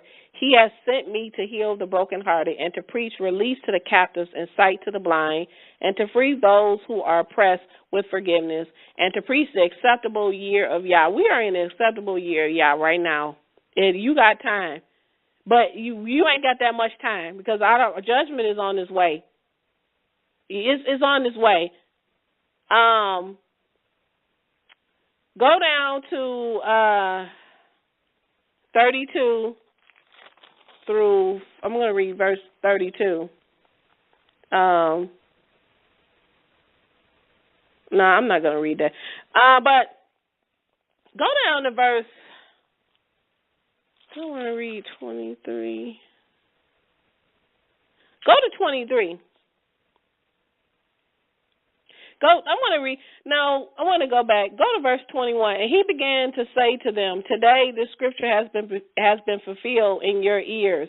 And all bore witness to him and marveled at the gracious words coming out of his mouth. And they said, is this not the son of Joseph? And he said to them, undoubtedly, you will speak this parable to me. So he's saying it is without doubt. He said that this is what you're going to say to me. Physician, heal yourself. What things we heard when happened in Capernaum do also here in your city. He said, but truly I say to you that no prophet is accepted in his own. This is the same thing. No prophet is accepted. They're going to say, physician, heal yourself. What I just read is about unbelief. What you did over there in Capernaum, we need you to do this now. This is about unbelief. It carries the idea of needing proof. In other words, until you heal yourself, why should we believe that you are the Messiah, the Son of Yah? What you going to do? Didn't they do this as they were crucifying him? If you the Messiah, why don't you get down off this stake? Why don't you get down off this tree? If you the Messiah, save yourself. Why don't you get down? And as Yahshua said to them, what? He said, you gonna say to me, heal yourself. He said this. You're going to say to me this. You're going to say this to me later. You're going to say to me, why don't you heal yourself? Didn't they say this to him? Why don't you get down? Save yourself. Aren't you the Messiah? Well, why are you still sitting up there on the tree? They don't believe.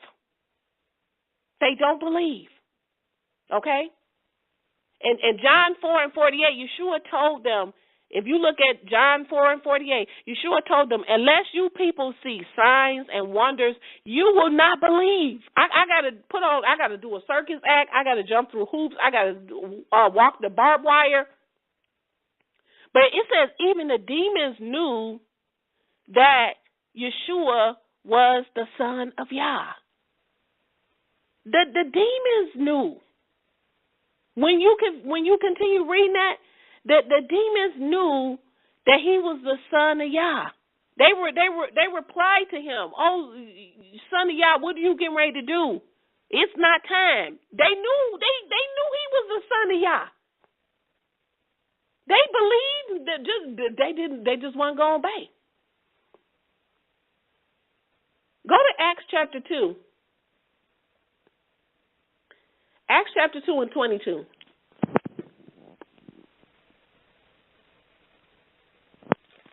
Men of Israel, listen to this message. Yahshua of Nazareth was a man certified by Yah. He was certified by Yah to you by miracles, by wonders, and by signs, which Yah did among you through him, as you yourselves know. Again, he says men of Israel. He was addressing Israel. He said this, and this is something for those of you who keep talking about he did away with them. He is addressing the Israelite strangers. He said men of Israel. Listen to this message. Yahshua of Nazareth was a man certified by Yah. I mean, he was verified by Yah. Okay? To you by miracles, wonders, and signs, which Yah did among you through him. He did it through him. That's why there was nothing created unless he did it. Yahshua is the one that did all the work in what you call the Old Testament. He's the one that did all the work. We talked about this last time. There are scriptures in the New Testament that tell you who Yahshua was before he came in the flesh, that he was the messenger of Yah. He was the arm of Yah. He was the one that was doing all the speaking to the Israelites. He was the one that was doing all the work, all the creation. Everything was being done. He was the one that was fighting for Israel when other nations came up. He was the one performing all the miracles. He's the one that split the Red Sea. He did it all. Yah did it through him. He did it through him.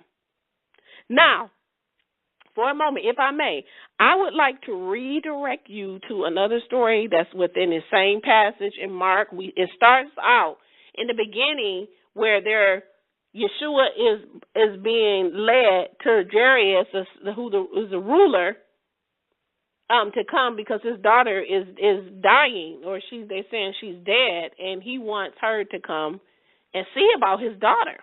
Okay, and on Yeshua's way to come to see about Jarius' 12-year-old daughter, he has this encounter with a certain woman who desperately wants to be healed and touches the hem of his garment.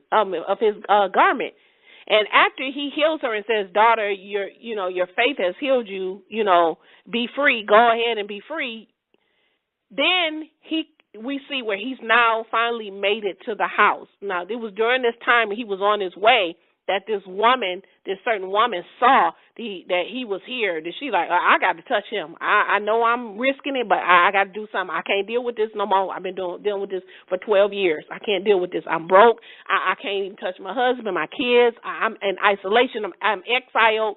I can't deal with this.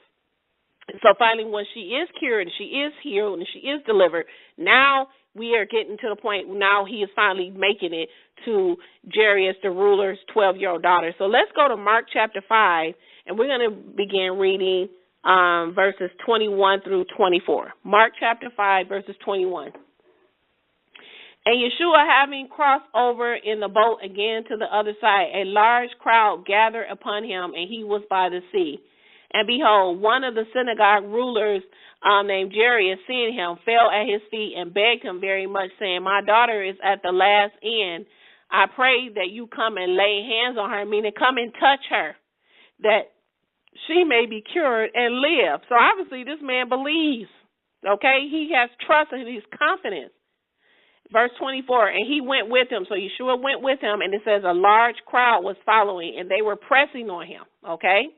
Let's go down to 35 because we already know what happened in between verse 24 through 34. We already know what happened with a certain woman. Now let's go down to verse 35. And Yahshua was speaking, and they came from the synagogue ruler, saying, your daughter has died. Why do you still trouble the teacher? So they're like, look, they telling Jarius, look, your daughter is dead.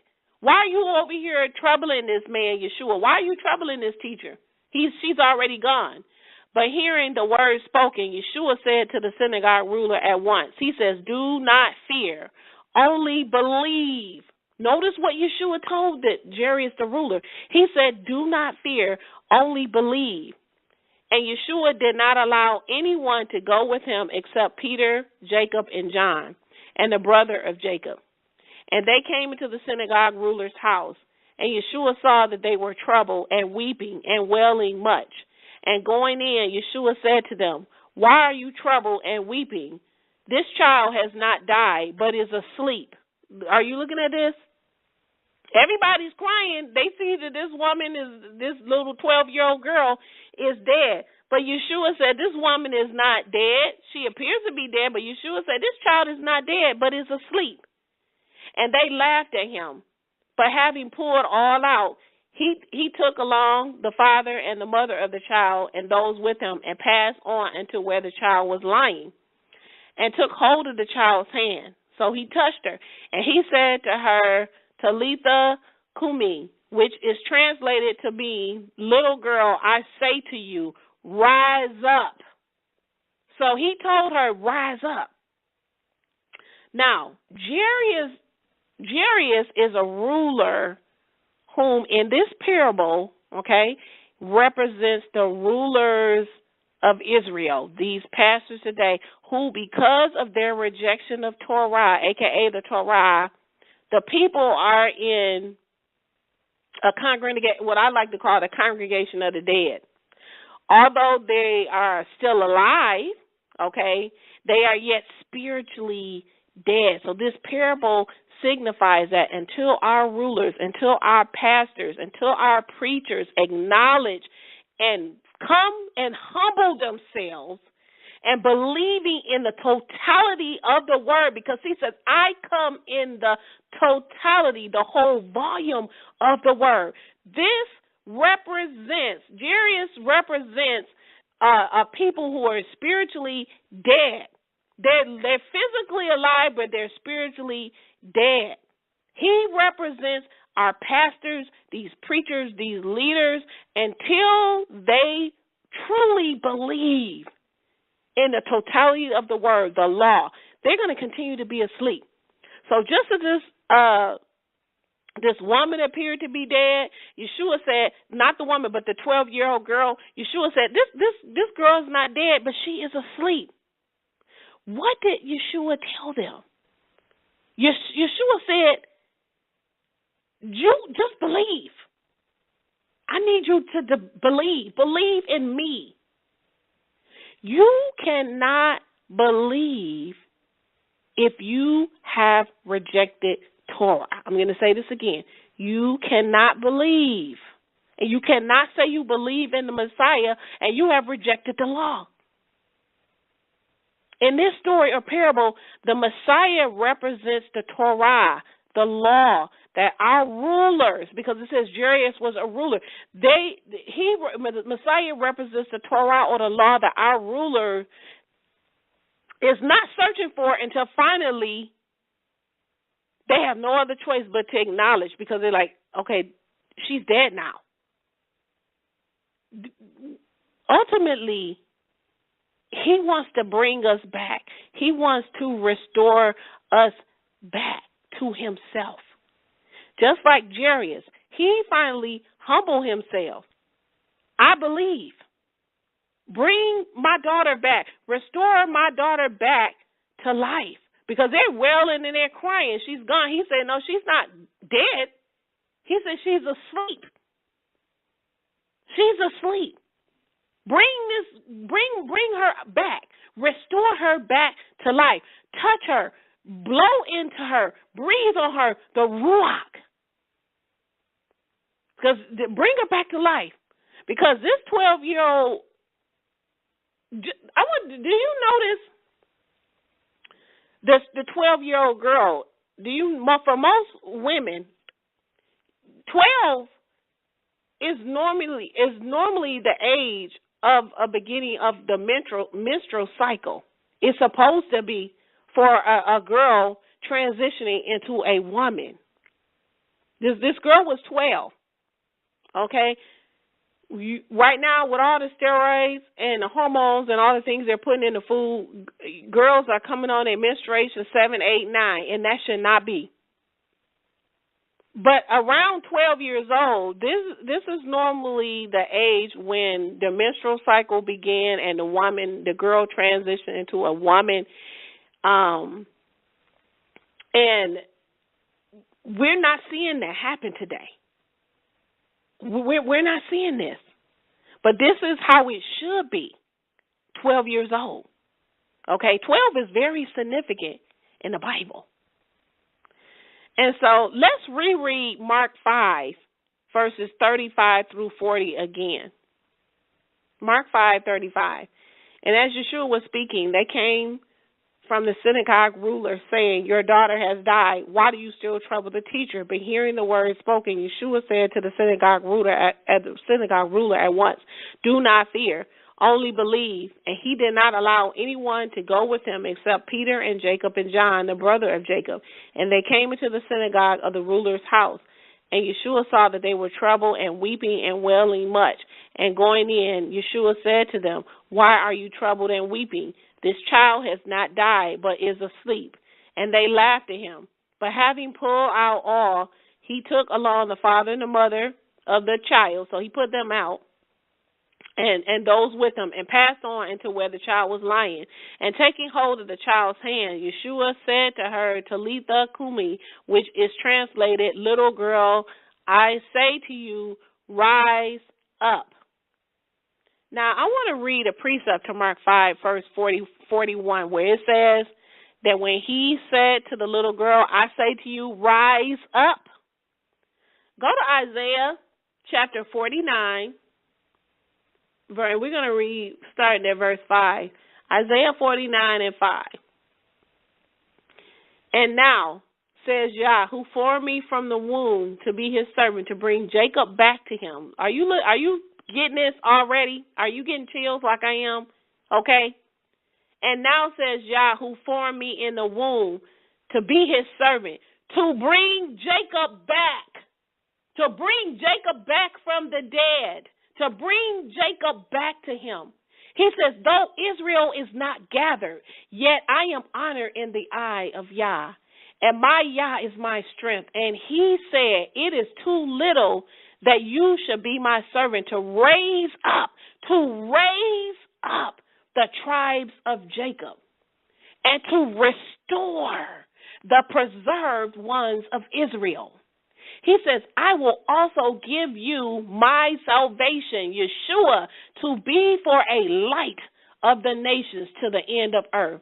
So says Yah, the Redeemer of Israel, his set apart one, to the despised of soul. We are the despised. He says, to the hated of the nations. There is no other nation of people who are more hated than we are.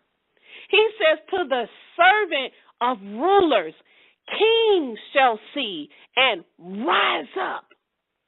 We are waiting for all of Israel to be raised, to be restored back to the preserved ones of Israel. He said all the kings, all the rulers, all the nations are going to see those who they have despised, those that they have hated. He said they're going to see you rise up. In verse 7, he says, and chiefs shall worship because of Yah, who is faithful, and the set apart one of Israel, and he chose you. So says Yah, in a favorable time. He said, I have answered you, and in a day of salvation, I have helped you. I will preserve you and give you for a covenant of the people, to establish the land, to cause to inherit the desolated inheritance, to say to the prisoners, go out. To those who are in darkness, he says, reveal yourself. He says, they shall feed in the ways, and their pastures shall be in all high places. They shall not hunger nor thirst, and the heat and sun shall not strike them. For he who has mercy on them shall lead them. What did the blind man say? Have pity on us. Have mercy on us, Yah. He says he will guide them by the springs of the water. I will make all my mountains a way. I'm on verse 11. And my highways shall be set on high. Behold, these shall come from afar. And lo, these from the north and from the west, and these from the land of shining. Sing, O heavens, and be joyful, O earth. Break out into singing, O mountains, for Yah has comforted his people and will have pity on his afflicted. But Zion says, Yah has forsaken me, and my master has forgotten me. But Yah says in verse 15, can a woman forget her suckling child? Can a woman, for you, if you're a mother, can you forget your child? It says, from pitying the son of her womb. Yes, these may forget. He said, they might forget. He says, but I surely will not forget you. Yah is faithful. He is so faithful. And we ought to be ashamed of ourselves for how we treat him. We should be ashamed of ourselves. Verse 26, and those who oppress you, he said, I will feed with their own flesh, and they shall be drunk by their own blood as with fresh wine. And all flesh shall know that I am Yah, and your Savior, Yahshua, the kinsman redeemer, the mighty one of Jacob. This lesson is going hand in hand with not only what I've been teaching, but with a lesson that Prina taught 2 weeks ago. Go to Ezekiel 37. Go to Ezekiel 37.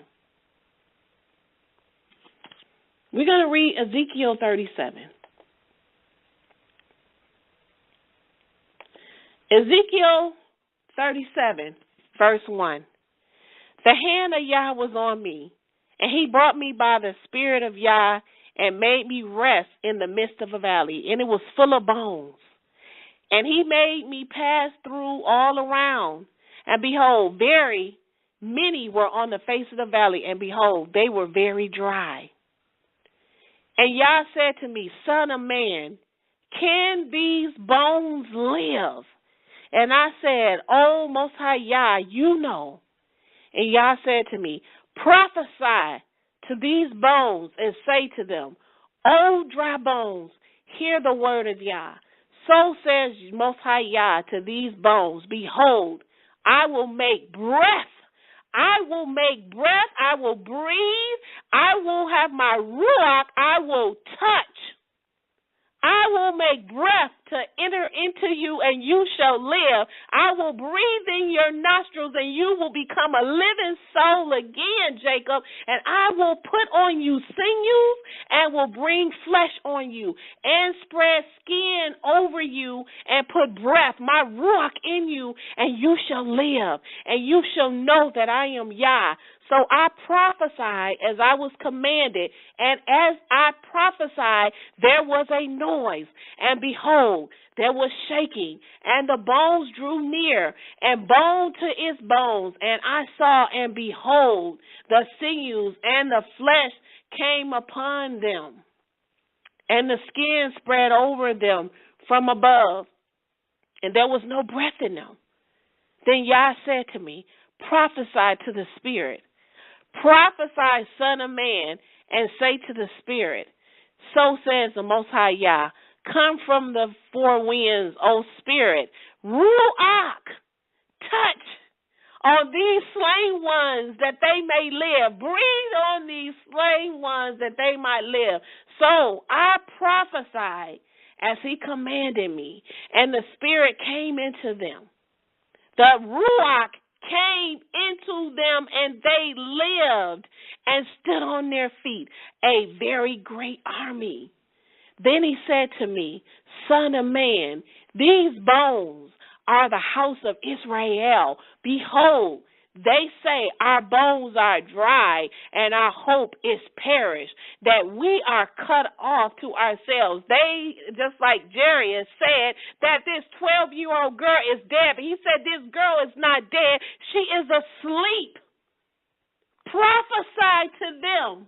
So says the Most High Yah, behold, I will open your graves, and I will cause you to come up out of your graves. Just like when they threw that man in Elijah's grave, he stood up on his feet, and he was alive again. And so prophesy and say to them, says Yah, behold, I will open your graves and cause you to come up out of your graves. O my people, I will bring you to the land of Israel, and you shall know that I am Yah when I have opened your graves and have brought you up out of your graves, O my people. This just brings me to tears.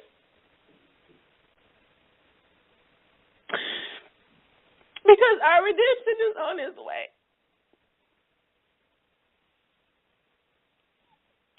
All this suffering we do is not in vain. Our Redeemer is on his way. He is on his way. Our suffering, all of the suffering that we're doing is not going to last forever. But our people have to return back. We have to touch his hem. We have to believe. He says, and you shall know that I am Yah when I have opened your graves and have brought you up out of your graves, O my people. And I shall put my spirit within you, my ruach, and you shall live. And I will put you on your own land, and you shall know that I am Yah who have spoken it and have done it. This is just so powerful, so encouraging because of all that we have been through. I want to go back and make a point about the woman with the issue of blood for a moment, because as we are unveiling the significance of the 12-year-old daughter of Jarius, I want to say this. In order for one to be healed, the following has to take place. First of all, one must first recognize that they are sick and are in need of healing. Because you can take a horse to water, but you can't make them drink it. Many of our people, many of our family members, many of our friends, they do not want this truth. Or they want it, but they want it on their own terms. Many of our people reject the Torah. They love this false, feel-good doctrine of Christianity over the truth of the Scripture. So as much as you share truth, they're not going to, quote-unquote, be awakened and receive healing until they are ready, until they are sick of their issue. and reach out and touch the hem of Yahshua's garment, the Torah. So again, the first step to healing, just as the certain woman with the issue of blood, the first step to healing will only take place when one recognizes that they are sick. When you recognize and you are tired of your condition, you're tired of being sick, you're tired of your illness, and you finally humble yourself and seek help, seek deliverance from what has been plaguing you, nothing's going to change. Our brethren who are in Christianity, either they don't know they're sick or they know they're not feeling well, but when they're told what they have to do to get well, when they're given a prescription, like giving up their pork, their shrimp, their crab, their lobster, like giving up their idolatries, celebrating holidays, celebrating birthdays, they reject the healing.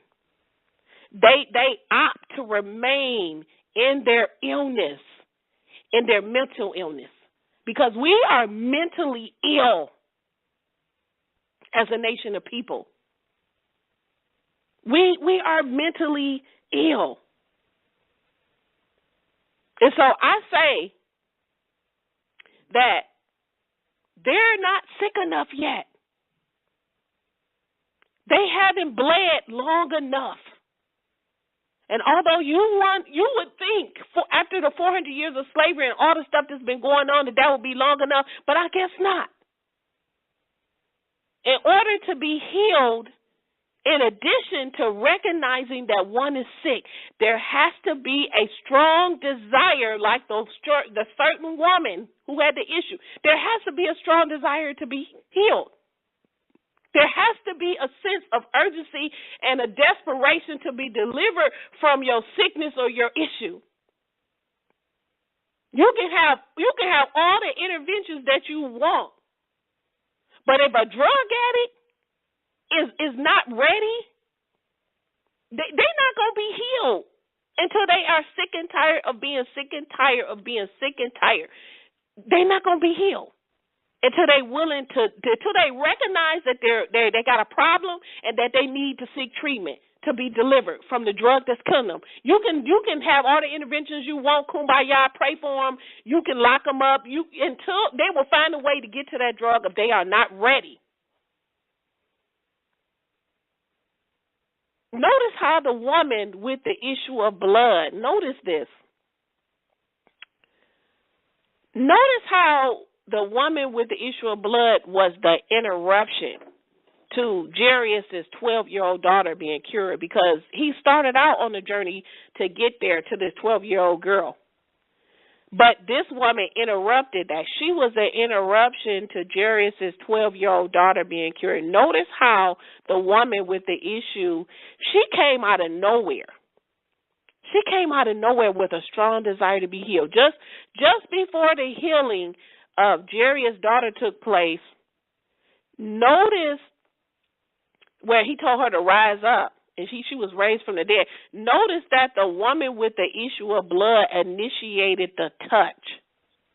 When she sought out and reached for our Messiah's hem, because she is the one who finally was tired of her issue. She was tired of being isolated, and finally she wanted a cure. So, again, before one can be healed, as I stated in the beginning, before healing can take place, one has to recognize that they are sick.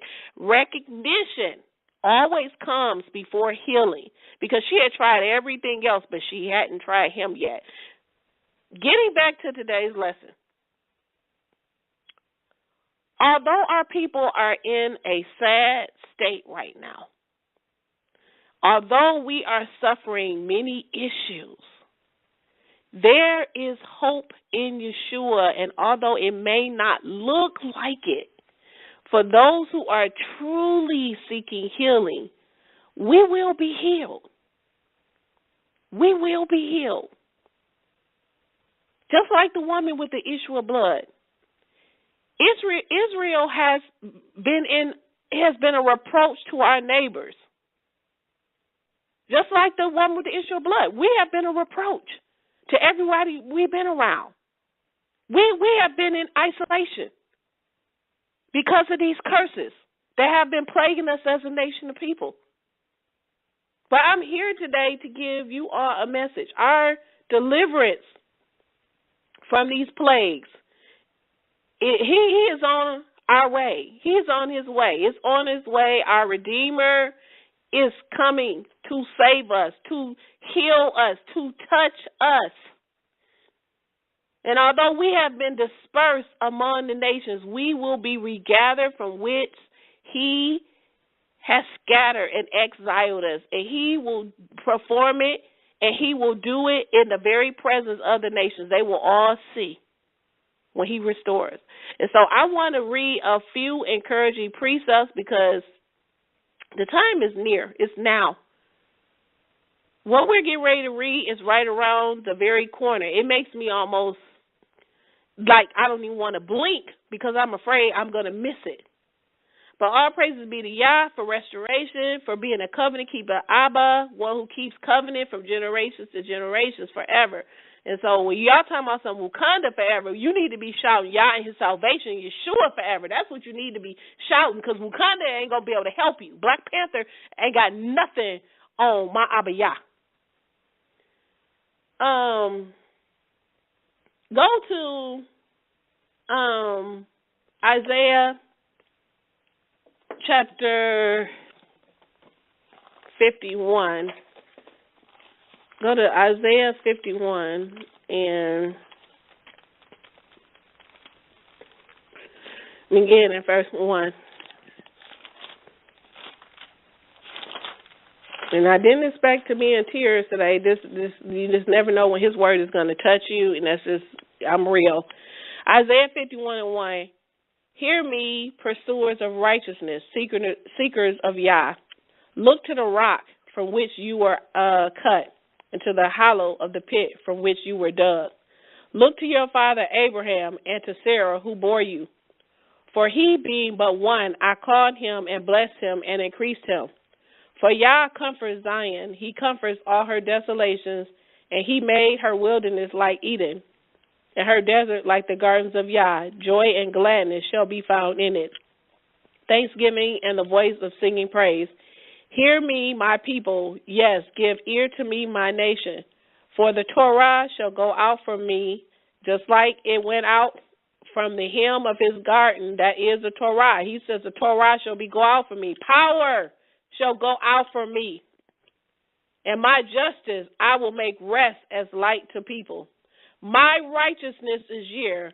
My righteousness is near. My salvation went out, and my arm shall judge the people. The coastlands shall wait on me, and they shall hope on my arm. Lift up your eyes to the heavens and look to the earth beneath, for the heavens vanish like smoke, and the earth shall wear out like a garment, and those living in it shall die in the same way. But my salvation, Yahshua, shall be forever, and my righteousness shall not be broken. Hear me, those knowing righteousness, the people of my Torah in their heart. Do not fear the reproach of man. Do not be bowed from their blasphemy. For the moth shall eat them like a garment. Yes, the moth worm shall eat them like wool. But my righteousness shall be forever, and my Yahshua salvation shall be from generation to generation. Awake, awake, arm of Yah, put on strength. Awake, as in days of old, everlasting generations. Was it not you cutting in pieces, Raha, and pieces the sea muster? Was it not you drying up the sea, the waters of the great deep, who set the depths of a sea in a way for the redeemed to pass? Yes, the ransom of Yah shall return and come to Zion with singing, and everlasting joy shall be on their heads. Gladness and joy shall overtake them. Sorrow and sighing shall flee. I am he comforting you. Who are you that you should fear from man? He shall die, and from the son of man he is given as grass. And you forget your maker Yah, who stretched out the heavens and founded earth. And you dread continually every day from the fury of your oppressors, since he was ready to destroy. And where is the fury of your oppressor? Bowed down, he hurried to be freed, that he not die in the pit, nor that he lack his bread. He says, but I am Yah, your Most High, stirring up the sea and making its waves roar. Yah of hosts is his name. I have put my words in your mouth and covered you in the shade of my hand, to plant the heavens and found the earth, and to say to Zion, you are my people. Awake, awake, rise up, O Jerusalem, who drank the cup of his fury from the hand of Yah. You drank the bowl of the cup of reeling, you fully drained it. No guide is for her among all the sons she has borne. No one is guiding us, he's saying. And of all the sons she made to grow, none makes strong her hand. These two things came to you. You shall grieve for you, ruin and shattering and famine and the sword. Who but I shall comfort you? Yes, say, look, you can go to every physician you want. Nobody's going to comfort you. He said, who else is going to comfort you but me? Touch me. Believe. He says, your sons have fainted. They lie at the head of all the street corners like an antelope in a net, filled with the fury of Yah, the rebuke of Yah. He said, look, your sons and we're unconscious as a nation of people. Our people are the ones hanging out on the street corners, unconscious, having no idea that they're the chosen people of Yah. Go to Isaiah 35.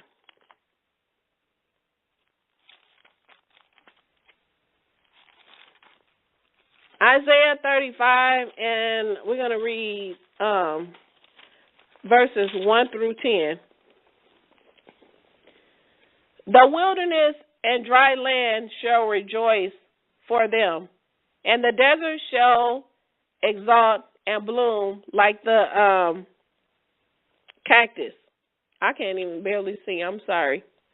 Surely it shall bloom and exult, even with joy and singing. Lebanon's glory shall give to it the honor of Carmel and Sharon. They shall see the glory of Yah and the majesty of our Yah. Make the weak hands strong and firm up the stumbling knees. Say to those of a hasty heart, be strong, do not fear. Behold, your Yah will come with vengeance. With the full dealings of Yah, he will come. Salvation and save you. Then the eyes of the blind shall be open and the ears of the deaf open. Then the lame shall leap like a deer and the tongues of the dumb shall sing. For waters shall break out in the wilderness, streams in the deserts, and the mirage shall become a pool, and the thirsty land shall become springs of waters, in the home of jackals in his hair, and a place for the reed and rush. And a highway shall be there, and a way, and it shall be called the way of set apartness. The unclean shall not pass over. Do you see this? The way of holiness, of set apartness, he said the unclean shall not pass over it. And it is for them, the one going in the way. Yahshua is the way of Yah. You listen to our previous lesson. He says, yes, fools shall not go astray.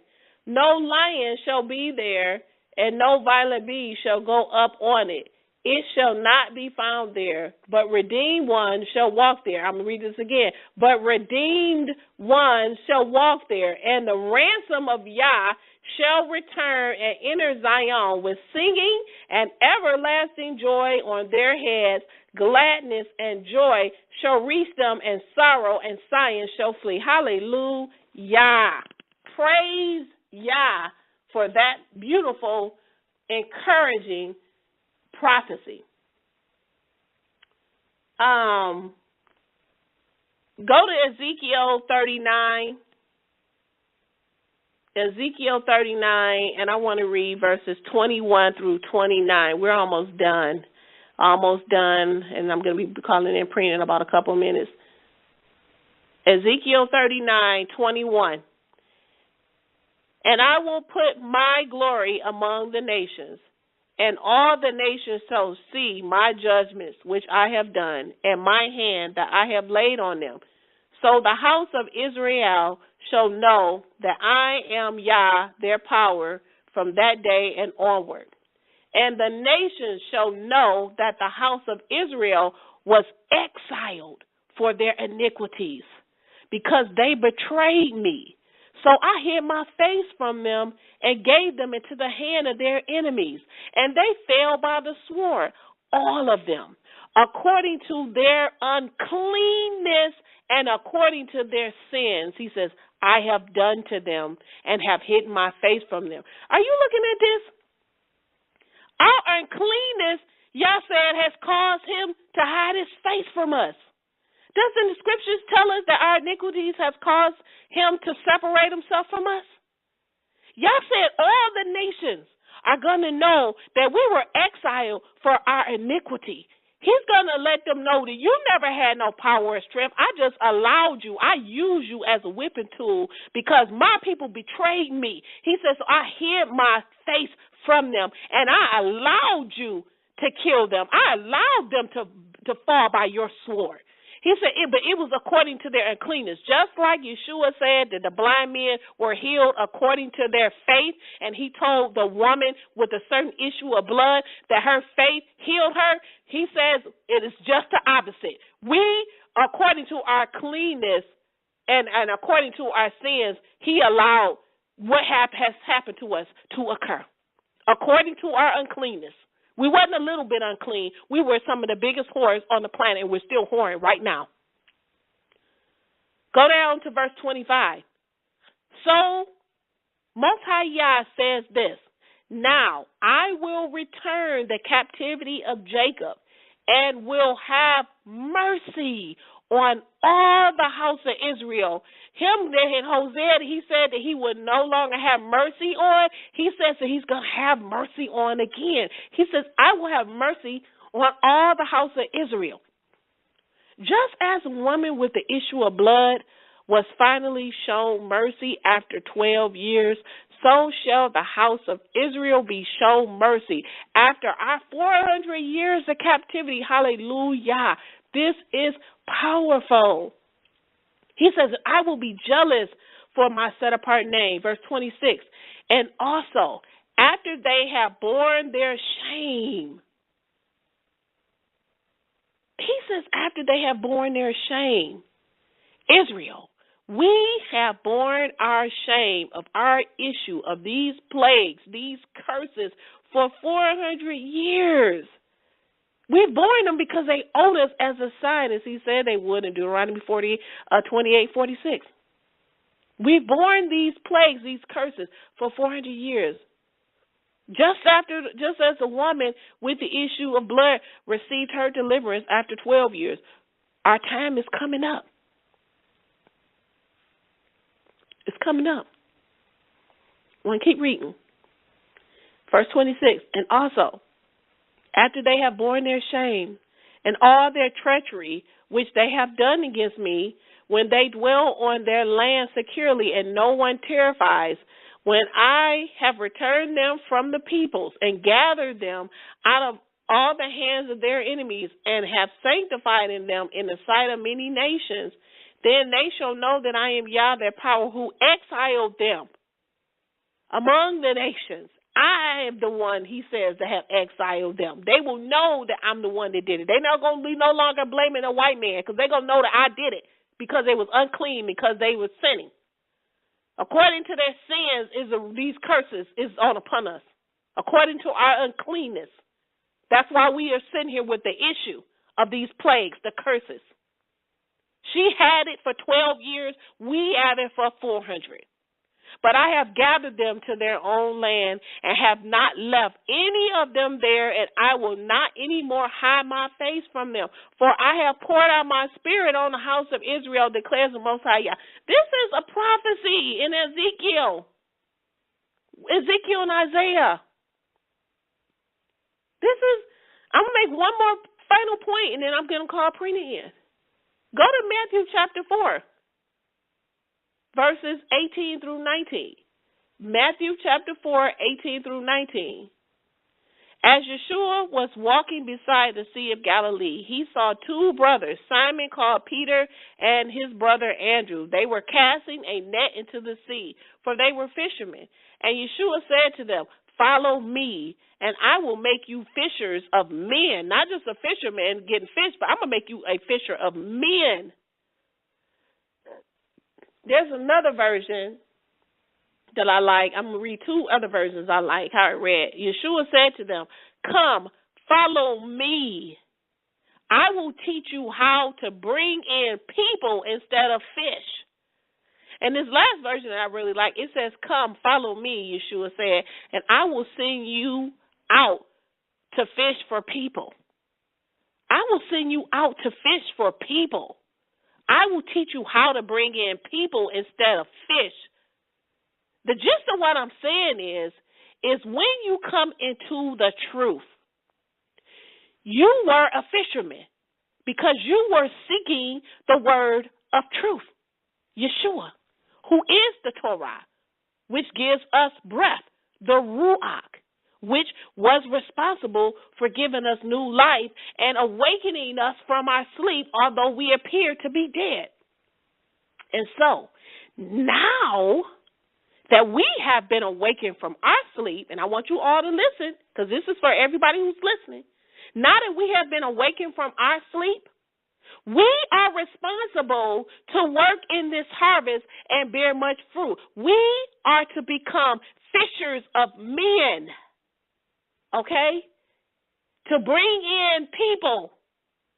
We are to wake up as many of our brethren, because this is what y'all gave. Y'all gave me this at the end, gave me this today, just before the teaching this morning, that we are responsible to wake up our brethren, that he not only sends to us, but also to as many who are willing to truly repent and follow the Torah, our salvation, Yahshua, that they too, just as we were, might be healed from their issue and be delivered, a.k.a. saved from the clutches of death. We have a responsibility because they said they were fishermen, but he says, look, I want to make you fishers of men. If you have any comments or questions about today's teaching, press *6 on your phone. But he says, I want to make you fishers of men. Fishers of men. Bringing in those who are blind, those who are sick with issues, those who are diseased. Our people are sick. They don't know they're sick. And I'm talking about mentally sick. We are still sick as a nation of people. We have not touched the hem. We are rejecting the hem of Yahshua's garment. We're not interested. We have been awakened. We believed. So as the blind man believed, we were healed according to our faith. We didn't reject his truth. When he revealed the truth to me, I accepted it. And he touched me. And he breathed new life into me. And so y'all gave me this scripture right at the end. And what I got from this is that you tell my people today that they need to get on their job. Tell my people that I woke you up. I woke you up. You believe. As those who are willing to believe and as those who he sends, we have a responsibility because he says, okay, you're a fisherman, but I want you to be a fisher of men. How to bring in men. We do this through the preaching, through the prophesying, through the sharing of the truth. Everything that I do from these lessons, week after week after week after week after week, years after years, since I've been teaching, since he called me to teach his truth since 2008. All the posts that I put up on Facebook daily, sometimes 2 or 3 posts a day. All the people, I had people inboxing me this morning. I had people texting me about the word, just all the way up until the time the show was going on today. because they're seeking truth. They're trying to find Him. And it is my responsibility to do it. When I put my stuff out there, I don't know, when these shows go, I don't know who's going to hear it. And when I put my post up on Facebook, I don't know who is going to see it, who's going to accept it. I can't say, oh, well, they all Christians, they ain't going, well, ain't nobody liking my stuff, forget it, I ain't posting. No, I'm posting like Yahshua told me I'm coming tomorrow. Because we have a responsibility. We got to get in and do it. The harvest is plenty, but the workers are few. We have to be consistent. We have to continue to share this truth. Those of you who are my Facebook friends, if you ain't sharing truth, you should be sharing everything I'm sharing. You don't know who. Just like my husband said, I wasn't sure if anybody was reading because nobody liked the stuff that you share. He had one of his coworkers say, man, I've been reading everything your wife been sharing. Everything your wife been sharing on Facebook, he said, I'm reading it. I'm learning. You don't know who is going to do it and who's going to believe, whose eyes you're going to open up. Just like he used Yahshua as a vessel and he did all the work through him, we are the ones now, he said, is going to be doing greater works than Yahshua did. How can we do greater works than Yahshua if we're not doing anything? How many of you know right now that you're not doing what all that you can do? It's the time is right around the corner. It's time for us to get busy. Some of you have not done what you're supposed to do. You're not doing nothing for the kingdom. You got your eyesight. He has touched you. You can see. What about your brethren that on their way to hell? How many times are you posting? How many times are you sharing? How many lessons or how many people do you talk to? I talk to people at my job. I don't go and browbeat people. But I'm constantly sharing truth with people who want to hear, who willing, who want to continue. I got one of my coworkers, she wants to continue the conversation. When I get done with this teaching, I got somebody that texted me that I couldn't respond to because I was getting ready to do this show. Her husband contacted me this morning. I still got to get back with them. I'm posting lessons all day on Facebook. That's all I use it for. People are like, well, I'm barely on Facebook. You know what? If I wasn't teaching and sharing his truth, I wouldn't even have a Facebook account. That's all I use it for. I don't care about Facebook. I'm using it because they get ready to shut this internet down. We need to be on our job. We can't take no cat naps. He told us it's time for you to rise up. He's pouring his spirit out on his sons and his daughters. We should all be sharing truth. If you know this is you, then it's time for you to get on your job. This is what y'all gave me this morning. We got to stop taking naps. We're going to sleep when we get to the kingdom. I'm done. Preeti, you can come in. We got guests on here. Your thoughts on today's teaching? Because this teaching was so powerful to me. It brought me to tears many times. Y'all did his thing on this. Your thoughts? Again, sis, just praise God. It was a powerful lesson. I just love how it just relates to our spiritual illness that we are experiencing. How you related to the parable of the lady with the issue of blood, and I'm just in awe when you said certain woman. At first I was kind of trying to figure out, but then when you mentioned Israel, I knew that a woman was a representation of Israel, and so I was able to put that together right on. But, I mean, this is just powerful as it relates to Israel being redeemed, and when you mentioned the Ezekiel, the dry bones, and how you stated the prophecy of us waking up from our spiritual death and becoming one nation. And so I just in all with this lesson. Your phone keeps going away from the phone. I don't know. You keep going in and out. I don't know why. It's this new phone I got. So okay. I apologize. So when I have it on speaker, that's what it does. Okay. I'm just in awe of this lesson. I just love how you put the process of, how you related to the process of healing. And you have to first recognize that you are ill, and then, you know, that's the first step of becoming healed. And you know what? That's kind of like when you talked about that, and not only with the issue of blood, it just brought me to when I had cancer. Yeah. And, yeah. Hallelujah. And how the belief that I had Mm-hmm. at that time, and I didn't know Yah, but I was in the process of knowing him, Mm-hmm. you know, from all the road that he carried me through. But when I got cancer, it was really my faith that really healed me. Yes, and I know it was. I know it wasn't nothing else but my faith. And so I could relate to the lady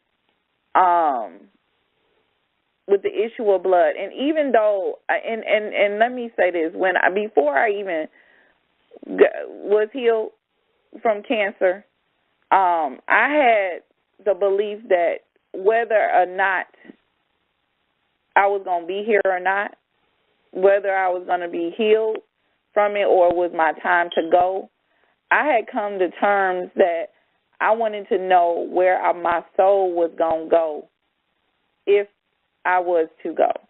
Mm-hmm. And so I believe that Yah saw, or, you know, just knew that I had a desire of serving him, not just because I'm being healed, but because I wanted to know where my soul was going to be if this was it, because I did not know.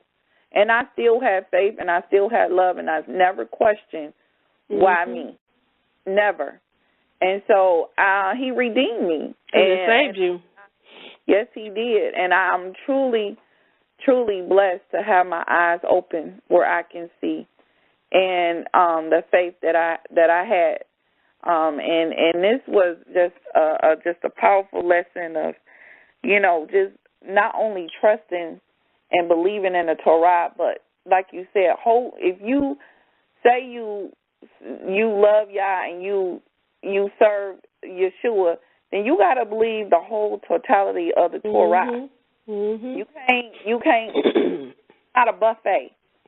It's not pick and choose what part of the Torah you believe with, and then the other part you're going to say, no, I don't believe that, so I'm not going to do it. And so this lesson was just, you know, I can really feel, like you said, redemption is coming. And as you related to her issue and her being healed and she's being restored, so shall Israel with our 400 years is coming to the end, and how we are going to be restored. And like Yah says, he's going to let the nations know that, yes, you took them into captivity. Yes, you killed them. Yes, but I allowed you. I'm the one who did this. So, I mean, it's time. This lesson is just really just time to read, get like you said, like Yah told you, we got to get on our job and labor for the kingdom, because Yahshua is on the way, and we still have brothers and sisters out here that are still asleep and in their mental illness, and we need to, and whatever issues they're trapped in, and so we have to be on our job and use every avenue, because I'm guilty of it. I do not go on Facebook like I should and share truth, and I know that's a platform that, you know, reaches masses, and so I can't really just say how in awe I am. I truly, truly love this lesson. It was powerful. It's just an eye-awakening to let you know that redemption is not far, and it's right around the corner, and it's time, Israel, that we need to get our hearts checked and start with the first step and recognizing, you know, what we have done and the sins that we have caused upon ourselves, and get the healing process and start, because like you read in Isaiah, if you are not clean, you are not entering. You are not He's not. No, unclean is not on that road. No, ain't nobody. I don't care how much, like you said, the Ninja Turtle outfits and that ain't getting you in the kingdom. You know about the heart, not the outward appearance. No, he's looking for a clean heart, and I love how you took us to the law of Leviticus on cleanness and uncleanness, and to show what the parable is and how it relates to us being redeemed, because nobody that's unclean is not going to be redeemed. No, he's not redeeming no unclean ones, and that's what we need to understand. Israel, we spending too much time focusing on the outward appearance and speaking Hebrew and all that. That's all good in that, but if you don't know his word and you don't know how to live for him, and you rejecting part of the Messiah's testimony, you know, if you still teaching Joseph as the father, you are in danger of going to hell. Because I'm going to talk on that a little bit next week. If you still teaching that and you do not believe in the virgin birth, and I'm not talking about the Catholic version, okay? If you do not believe in how his birth went, because this says the birth of Messiah went this way, don't come and try to say he was Joseph. And I'm not getting ready to go into that because then I'm going to be going into my lesson next week. But those of you who are out here teaching that, if you don't stop, you're going to be ill in a minute. You're going to be having some issues, and you're not going to be delivered because you are rejecting his salvation. You are possibly even blaspheming, I would say. Yeah. I'm going to bring in a couple of these callers. Before you do, hold on one second. Okay. Okay, I like how you, Jarius, you know, how he was physically alive but spiritually dead, how it related to us as Israel. Make that point. And then the breath of life. Oh, my goodness. Oh, I know. Wasn't that powerful touch? I didn't know that meant ruach. Yes, a ruach. I was like, whoa. Did not know that definition meant ruach and breath of life. So be careful who you lay hands on. And you ain't touching nobody who don't believe. Yes. And they don't want to obey. Yes. And that's why we're not supposed to be going to obey laying hands, because I had a friend that wanted me to lay hands, but this person wasn't ready to submit and stop sinning. So I was told, basically in my spirit, I heard, don't you do it. You're going to be having demons coming after you. So I'm like, no, I'm leaving it alone. That was powerful. That was powerful for me. And then how the hymn signifies entrance and exit. Oh, yeah, of power. Oh, yes. This was a power. This was my favorite lesson right now. Lesson, like you said, the more and more you have done these lessons this year, the more Yah has been revealing. But he's revealing in regards to pivotal things, and that's salvation. You know, and that's what I am in awe, and that he wants to clean his people up. Yes, he does. Time to get it right. I mean, he's long suffering and merciful. So while we had this opportunity to get it right, you know, just clean your closet. Yeah, now. Get it right, because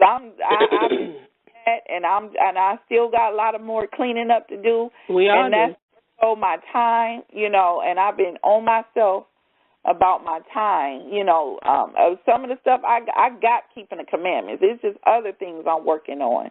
You know what I'm saying? And so I want to be acceptable and worthy to get in the kingdom. And while we have time, it's time to do it, get it right, and not just procrastinate. Like you said, it's time to stop napping. We got time to nap in the kingdom. So, okay, let me call in. Bring in a caller. Okay. Shabbat shalom. Hello. Yes, Shabbat shalom. Hi, Shaitan. Hi. How are you? All right. You did a wonderful job. Oh, thank you. This is my mother, everyone. So you love the lesson? Yes, it was a real nice lesson. Well, thank you. I said, Shaitan, go ahead on, Shaitan. Well, because Yah is the one that was speaking through me. I'm glad you enjoyed the teaching, because I know it's only certain times you call in. So when you calling in, I know that you enjoyed it. I mean, I enjoyed the lessons anyway, but, you know, this was a nice lesson. You know. Really touched you, yes. Yeah, it was real nice. Anything in particular stand out to you that you heard today? Well, I listened about the lady that touched the garment. Oh, yeah. And what happened, how she was healed from her faith, when you said your faith has healed you. Yeah. And I didn't hear the part when you were saying she was I think you was going to say she was afraid or something. Yeah, she was. She was trembled after she did it because according to the law, that anyone who touches a woman who was unclean, they become unclean. So she was afraid because she knew who he was, and she was afraid that she could have possibly angered him by making him unclean. You know what I'm saying? Because she touched him. So, but he healed her. Was she unclean? She was unclean. She was? She was unclean because she had the issue of blood for 12 years. She was bleeding. So any woman that's bleeding, like normally you on your menstruation, you bleed for anywhere from 3 to 7 days. She was bleeding for 12 years straight. Yeah. So she was unclean. Yeah, that's a long time. 12 years straight, no nonstop. Yes.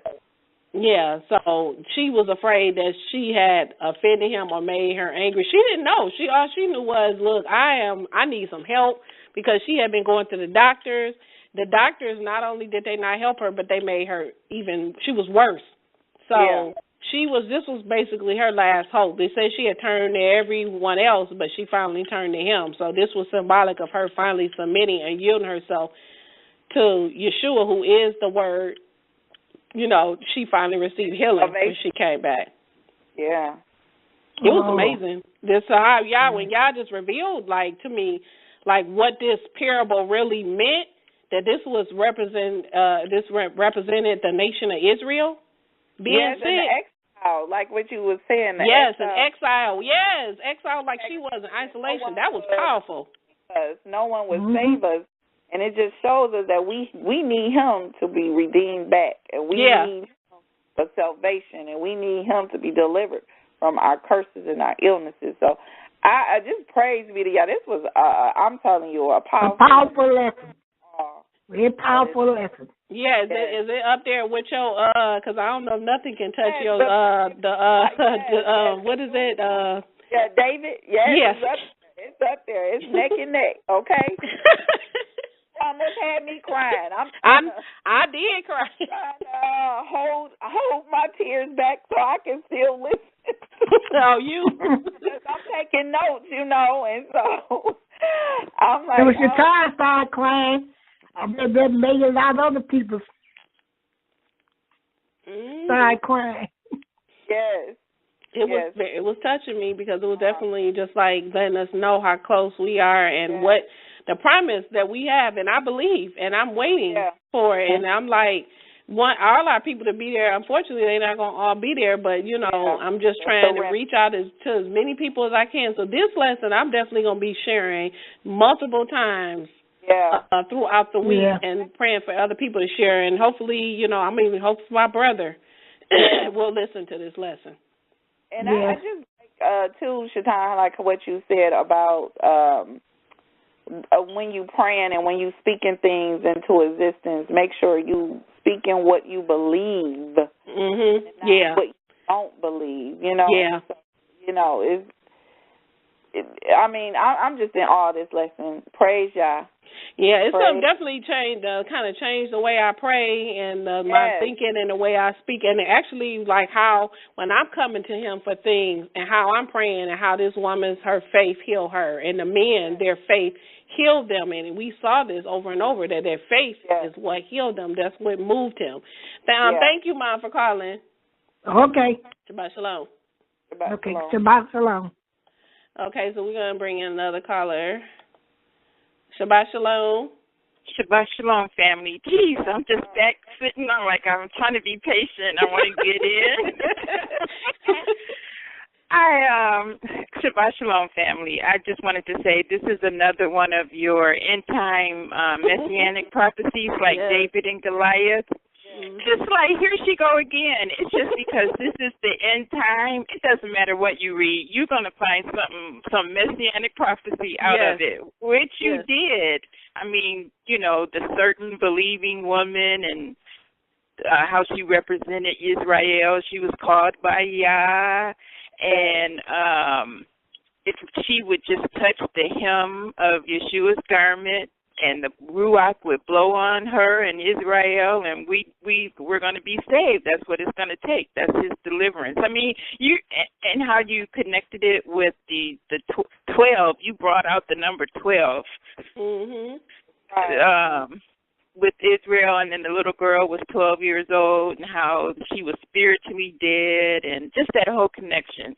I'm like, but it's where you are right now, and how it's how the Ruach is working through you. You just letting people know that this is it. It's about Israel. It's about us making decisions.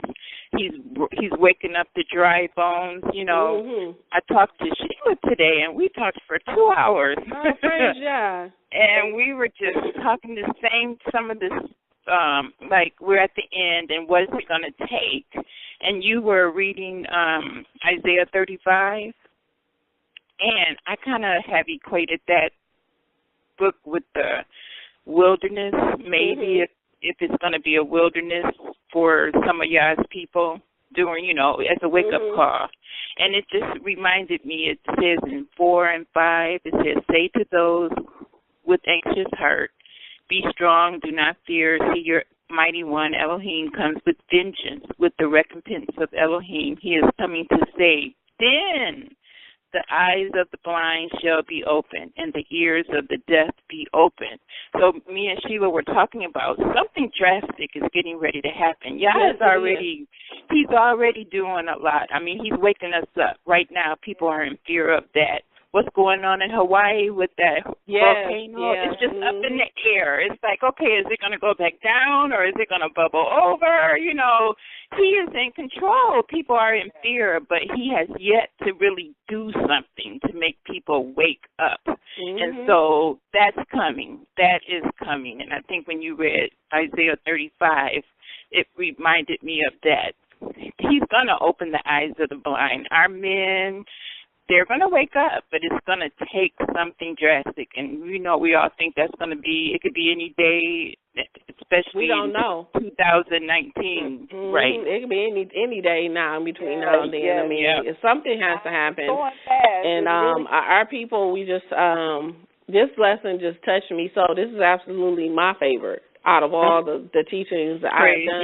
This was, I wasn't expecting to be in tears, but it's just reading all of this and just the redemption and everything we've been doing, even the lesson that Prina did last week, it just went in sync, just lining up. Yeah. Right. One it's behind how the Ruach the other. is working through you right now. Yes, it's the Ruach, and so it's like he breathed in you. When I found out that touch meant the I was like, what? Ruach breathe? I'm like, oh, snap. And then they took me to Genesis 2 and 7 when he breathed and the woman and breathed in their nostrils and they became a living soul. They came, they rose. I was like, oh, shucks. And then when she pulled out the number 12, I'm like, she's gifted. It's just working through her. I'm like, okay, now here we go. 12 tribes of Israel. How many times have I seen that? And then it was in both stories. Wow, that was a wake-up call. With the issue of blood and with yes. I had read that story plenty of times. With your prophetic self. Go ahead. And see some more end-time prophecy. All of us need it. I mean, really, I'm glad to hear that. I'm glad you work, and praise Yah. I'm grateful that you are, I should say this, that you are doing the work. You're in the harvest doing the work. Because I'm glad people are calling you and asking questions. They're keeping you busy. Praise Yah.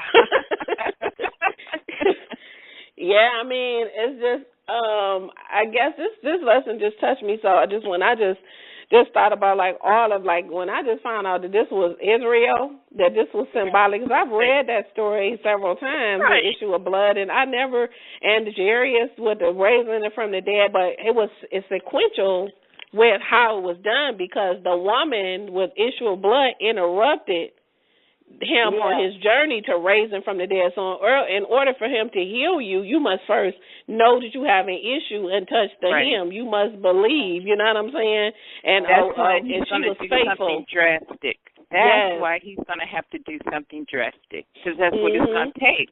Yeah. Yeah, something drastic happened before he got to the 12-year-old, and then his daughter was 12. Exactly. Right at the time when you become a woman. Yes. Oh, yes. Mm-hmm. And then I like how you brought in how the guy fell in Elijah's. Yes, his grave and got up on his feet. So what the precept to what touch, and how he was raised from the dead. Mm-hmm. So, I mean, this lesson was just powerful. And these were about righteous people, set apart people. So, I mean, these are works and signs that will follow those who truly believe that you will be able to do this. You know what I'm saying? Just like with Paul, they touched his handkerchief, and apron. It says that they were healed from diseases and stuff. Because my grandmother used to order that stuff, but she was ordering it from crooked pastors. Yeah, exactly. You know what I'm saying? So we have the ability to be able to heal one another. And it's just kind of giving me a different outlook on me, and it's just like this during this whole time on how to pray concerning how I be feeling a lot of times, and just really believing, according to, because the men, before he healed them, the blind men, he was like, do you believe? And he said, you will be healed according to your faith. Yeah. So the level of ability that you, and the faith and the belief, remember, that means committed. Yeah. How committed are you? So it's a lot that goes into that, because commitment and belief, there is action. There's no belief with no action. Yeah, that's going to be a lot of the end time prophecy, because I was reading an article yesterday. America is in decline. Her mortality rate is up. Jobs, the empire is just, is the money don't have no resources, money. Yeah, it's been in decline. So people don't have health care. A country that can't afford health care for its people, and the money that it does have is put in the military industrial complex. It's just messed up. So, but people don't have health care. So, but people want to get well. So we're going to go back to those days where they're going to be trying to touch the hem of Yahshua or his people, because they want healing, because they can't get it through the world. They're not going to be able to get it the world's way. So it's the end. It's going to be interesting when we get closer and closer to the end, because you said we have the power. We do have the power to heal. We just haven't been what's the word I'm looking for? We haven't been pushed to use it yet. But I'm ready in Yeshua's name. I've made some tassels. I got my fringes ready. I'm ready. When they say start wearing them, I got them. I'm ready to wear them. And I'm going to start wearing mine to work. I'm going to start wearing mine to work. That's going to be interesting, but I won't talk about that on here. Right. But just to know that the hymn, the hymn is the Torah, is the living word, is, life. Yes. And healing in it. So, but you got to believe, and that's the thing. You got to want to keep the Torah as Yah has stated in his word, not how we want to pick and choose which part of the Torah we want to keep or not. Right. That's not belief. That's not faith. Just like that. Have to believe, in the volume of his Torah, which is Yahshua. So came in the volume of the book, and some of y'all rejecting them, and you're still in your own faith now, because he's starting to separate the wheat from the tares. So, in the beginning of Mark, like Mark 1 or 2, the guy they tore the roof trying to get to Yahshua to heal him, and on the man in the bed, they brought him in through the roof. That's belief. Yes, it is. He was like, I can't get through the crowd. Well, lower me in from the roof then, because I'm about to get me a healing in Yeshua's name. I gotta go back and read that. Yeah. Well, any other last thoughts before I put on this beautiful song that we're going to be listening to? Would anyone would like to know the name of the song? There's an Israelite artist. His name is John Bedden. So his music is really good. Anyone has anything left they want to add? No, just praise Yah. Praise Yah for all the prophecies that he has been revealing, and his mercy and long suffering that he has for his people Israel. And so I just give all praises and honor. All praises be to Yah. Mm-hmm. All right, thank you, Sister Vicky, for calling me in. Okay. Shalom, Shabbat family. Mm-hmm. All right, so we're going to have Prina lead us out with prayer. Okay, so I'm reading from 1 Chronicles 29, verses 10 through 13, and verse 18.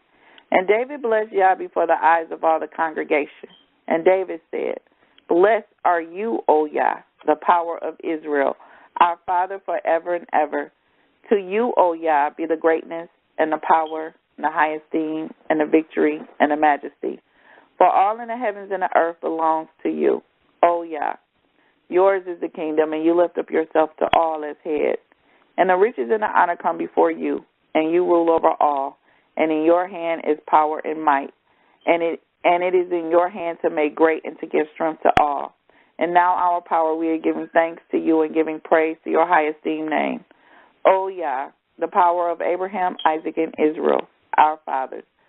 Keep this forever for the intent of the thoughts of you, of the heart of your people, and prepare their heart toward you. In Yeshua's name, so be it.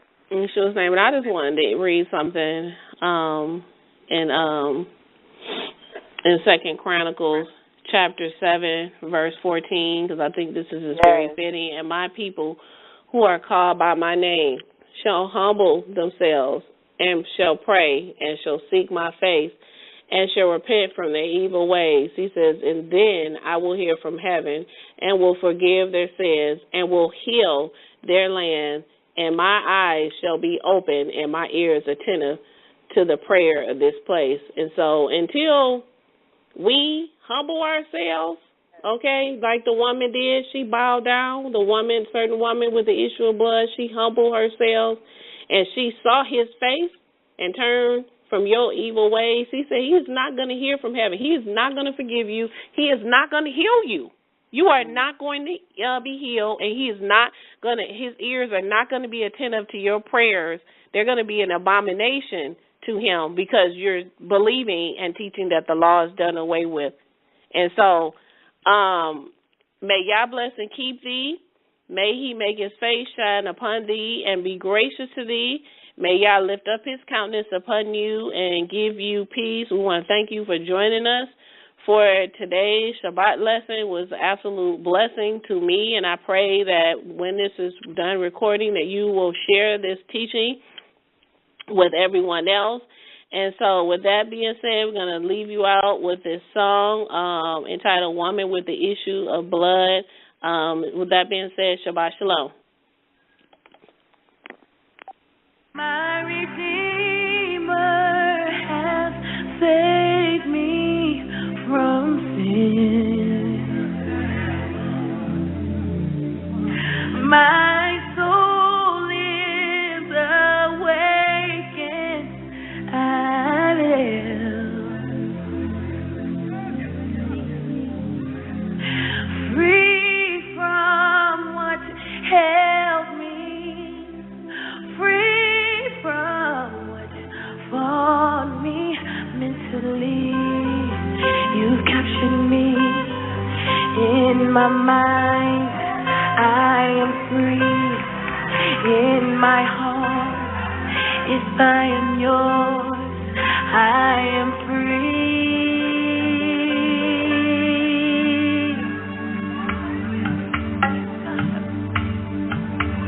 My Redeemer has saved me from sin. My soul is awake and I live. Anybody want to be free tonight? It's okay. Free from so raise your hand if you want to be free. Free from what caused me mentally. You captured me.